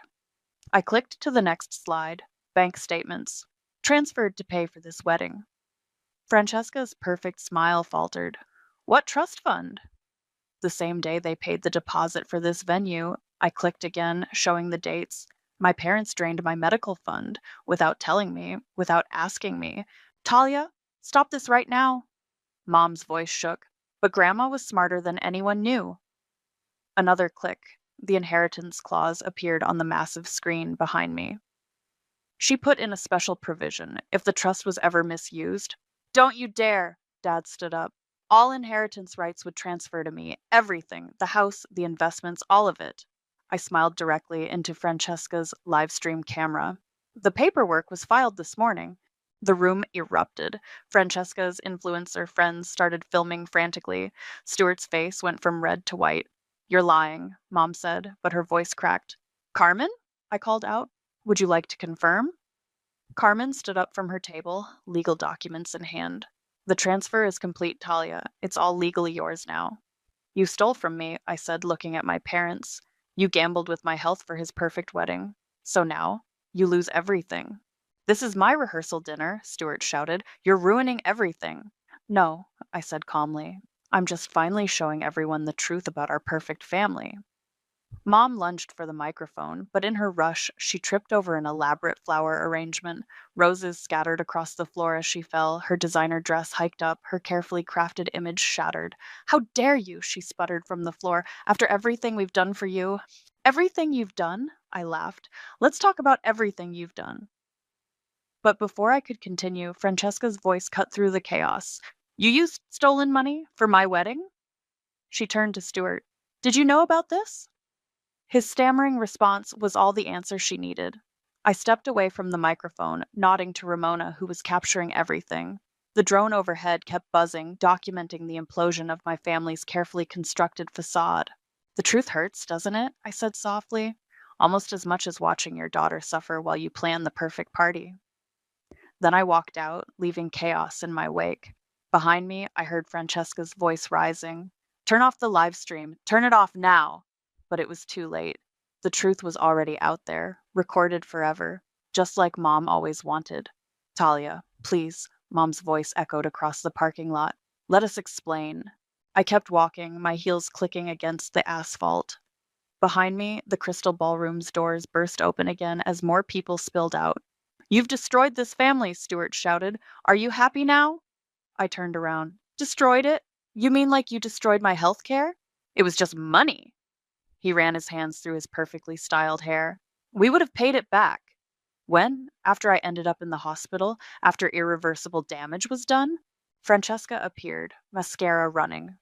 My followers are going crazy. Do you know what this will do to my brand? Your brand? I laughed. That's what you're worried about? 300,000 people watched that live stream. She thrust her phone at me. Comments were flooding in. OMG, did they really steal from their sick daughter? Rich people are trash. Karma is real, y'all. Dad pushed through the crowd. Princess, please, we can fix this. Fix what, Dad? The trust fund? My health? Or just the family's reputation? All of it. Mom grabbed my arm. We'll sell the house. We'll get you your money back. Too late. I pulled away. Carmen already filed the paperwork. The house is mine now, along with everything else.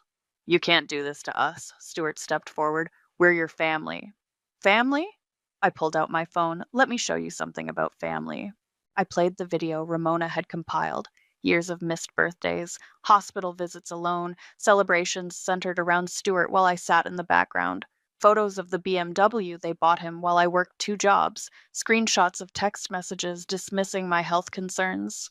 Stop it, Mom whispered. Why? Isn't this the perfect family you wanted everyone to see? Francesca's photographer was still snapping pictures. The drone hummed overhead. Turn those cameras off! Stuart lunged for the photographer, but Ramona stepped between them. No way, she said. Let's document everything. Isn't that what your mom always wanted? More guests emerged, phones recording. Francesca's influencer friends were already posting live updates. The wedding's off, Francesca announced suddenly. I can't be associated with this. Franny, baby, wait. Stuart chased after her, leaving me facing my parents. What do you want? Mom's voice was hollow. What will it take to fix this? Fix this? I stepped closer. You want to know what would have fixed this?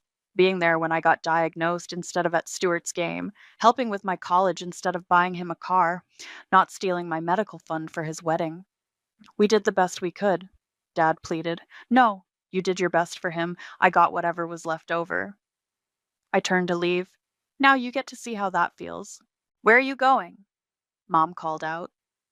To schedule my treatment. You know, the one I had to delay because you emptied my trust fund?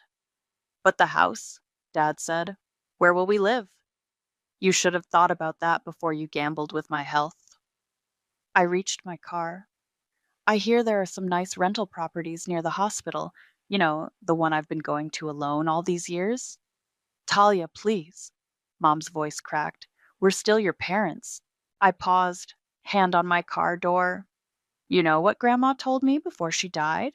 She said sometimes the kindest thing a parent can do is let their child face the consequences of their actions. I met her eyes. Consider this me being kind. You'll regret this, Stuart called out, having given up chasing Francesca. You'll be alone. I've always been alone, I replied. You all just never noticed. Ramona appeared at my side, phone still recording. Need a ride? No. I smiled. For once, I know exactly where I'm going. As we drove away, my phone exploded with notifications, messages from relatives, Francesca's followers, local news wanting comments. But only one message mattered, from Carmen. Papers are filed. It's done. Your grandmother would be proud. In my rearview mirror, I could see my family growing smaller, Mom being consoled by her friends, Dad staring blankly at nothing, Stuart arguing with Francesca's family. The perfect image they'd worked so hard to maintain was shattered, scattered like the roses from Mom's fall. You okay? Ramona asked softly. No, I answered honestly. But I will be. My phone buzzed one last time. A text from Stuart. You've ruined everything. I hope you're happy. I typed back, not happy, just finally free. Then I blocked his number, along with my parents. The time for family drama was over. I had a treatment to schedule and a new life to build, one where I finally put myself first.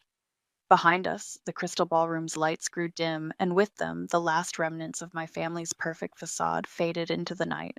The IV dripped steadily as I sat in the treatment chair, finally getting the medication I'd been forced to delay.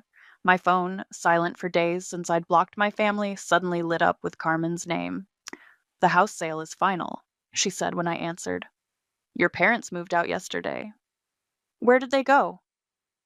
"A rental apartment across town. Stuart's staying with them temporarily. Francesca officially called off the wedding." I watched the medicine flowing into my veins. "Have they tried to contest the inheritance?" "They can't. The clause was ironclad, and they signed acknowledgement of it. Besides," she paused, "the social media fallout has them laying low." She wasn't kidding. Francesca's live stream had gone viral. Toxic family karma was trending, with my story becoming a cautionary tale about family betrayal. My nurse, Maria, came to check my vitals. "How are you feeling?" "Better than I have in weeks." I managed a smile. Amazing what proper medical care can do. "Your friend is here." She nodded toward the door where Ramona stood, holding coffee. "Brought you something better than hospital sludge," she said, handing me a cup. "Also, you might want to see this." She showed me her phone, a local news article about my parents listing their country club membership for sale. The comments section was brutal. "Karma comes for everyone eventually. Imagine stealing from your sick kid for a wedding. Rich people, problems meet real consequences." "Stop." I pushed the phone away. I didn't do this for revenge. "No?" Ramona raised an eyebrow. "I did it because I had to. Because if I didn't stand up for myself now, they'd never stop." My phone buzzed, an email from Dad bypassing the block. "Princess, your mother's not eating. Stuart lost his job. The viral story scared his company. We're selling everything we can. Please, can we talk? We're still family." "Dad," Ramona read over my shoulder. "Are you going to respond?" "No." I deleted the email. "They're not starving. They're just not rich anymore. Welcome to how the other half lives." Maria returned with more medication. "Your numbers are looking better already. The regular treatment schedule will make a huge difference." "Thank you." I hesitated. "Actually, I have a question. That patient support group you mentioned last time, the one for people struggling to afford treatment? The Women's Health Coalition? They're always looking for donors." I pulled out my laptop, opening my banking app. The inheritance money sat there, $350,000, more money than I'd ever had access to. Can I make an anonymous donation? 3 clicks later, $50,000 was transferred to the coalition, the exact amount they'd stolen from me. "Poetic," Ramona commented. "Grandma always said money shows who you really are." I closed the laptop. They showed who they were when they took it. I'm showing who I am by giving it. My phone buzzed again. Stuart this time, from a new number. "You won. Happy?" "Mom's crying every day. Dad's selling his golf clubs. I'm sleeping on their couch. Hope you enjoy your revenge." Ramona grabbed my phone before I could respond. "Let me handle this." She typed, "Enjoy the couch." "Talia enjoyed working 2 jobs through college while you got a BMW. Karma's funny that way." Then she blocked his new number. "You didn't have to do that," I said. "Yes, I did, because you're still trying to be nice, and they don't deserve nice." The treatment machine beeped, signaling the end of today's session. As Maria removed my IV, she handed me a pamphlet. "The coalition's next meeting," she said. "They could use a speaker who understands both sides of the healthcare struggle." I took the pamphlet, thinking of all the other people out there fighting battles like mine, people whose families might not understand, or care, or help. I'll think about it. Later that night, alone in my apartment, I opened my grandmother's journal one last time. A photo fell out, me and her in the hospital during my first diagnosis. She was holding my hand, looking at me instead of the camera. While my parents were at Stuart's game, she had been there, seeing me. My phone buzzed with a final email from Mom. "We're your parents. We loved you the best we could. One day you'll understand and forgive us. I touched the photo of Grandma, remembering her words. Love isn't just a feeling, dear. It's a choice we make every day in how we treat people. I typed back one last message. You're right. I do understand. You chose Stuart every single day, in every single way. Now I'm choosing myself. Goodbye, Mom. Then I deleted her email address and closed my grandmother's journal. Outside, the city lights twinkled like stars, and for the first time in years, I could breathe freely. Sometimes the heaviest chains are the ones we're born into. But Grandma had given me the key to break free. Now I just had to learn to walk without the weight. I never thought I'd be standing here, I said into the microphone, facing the packed room at the Women's Health Coalition meeting. But someone wise once told me that our stories have power.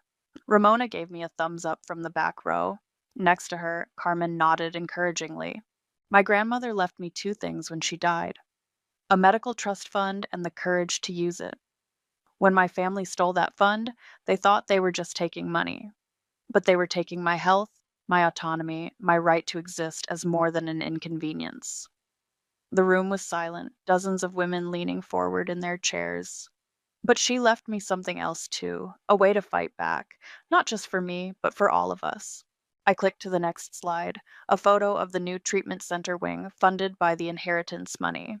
The Annika Crawford Memorial Wing shown in elegant letters above the entrance. Every room in this wing will provide subsidized treatment for patients who can't afford it. Because healthcare isn't a privilege, it's a right. After the speech, a young woman approached me, clutching her own medical papers. My parents said my treatments were too expensive, that I should just try being positive instead. I handed her my card. Call this number tomorrow. We'll get you started. My phone buzzed, a text from Maria, my nurse.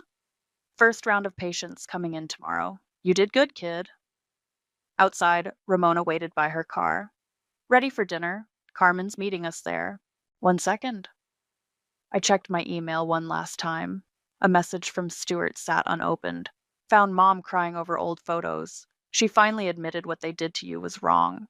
Dad's talking about counseling. I never saw it before, how they treated you. I'm sorry. Really sorry. If you ever want to talk. You going to answer him? Ramona asked. Not today. I put my phone away. Maybe not ever. Some bridges stay burned. At the restaurant, Carmen raised her glass. To Annika, she knew exactly what she was doing. To Grandma, I agreed, the only one who ever really saw me. Speaking of seeing things, Ramona pulled out her tablet. Look what Francesca posted. A new video. My journey to understanding privilege and family toxicity. 8 million views. At least someone learned something, Carmen mused. They all did, I said. Mom and Dad lost their status. Stuart lost his perfect life. They finally know what it feels like to struggle. And you? Ramona asked. What did you learn? The waiter brought our food, salmon, my actual favorite, not the stroganoff my mother always claimed I loved. I learned that sometimes the family you're born into isn't the family you need. Sometimes you have to build your own. Speaking of building, Carmen pulled out some papers. The foundation paperwork is ready. Once you sign, the Annika Crawford Medical Fund will be official. I took the pen, thinking of all the other patients out there, fighting battles like mine. The inheritance money would fund treatments for years to come. Perfect timing, Ramona said. Maria texted. They have 3 new patients already approved for subsidized care. My phone buzzed again. Another email from Mom. Saw the new hospital wing. Your grandmother would be proud. I wish we had been. Delete. You know what Grandma told me once? I signed the foundation papers with a flourish.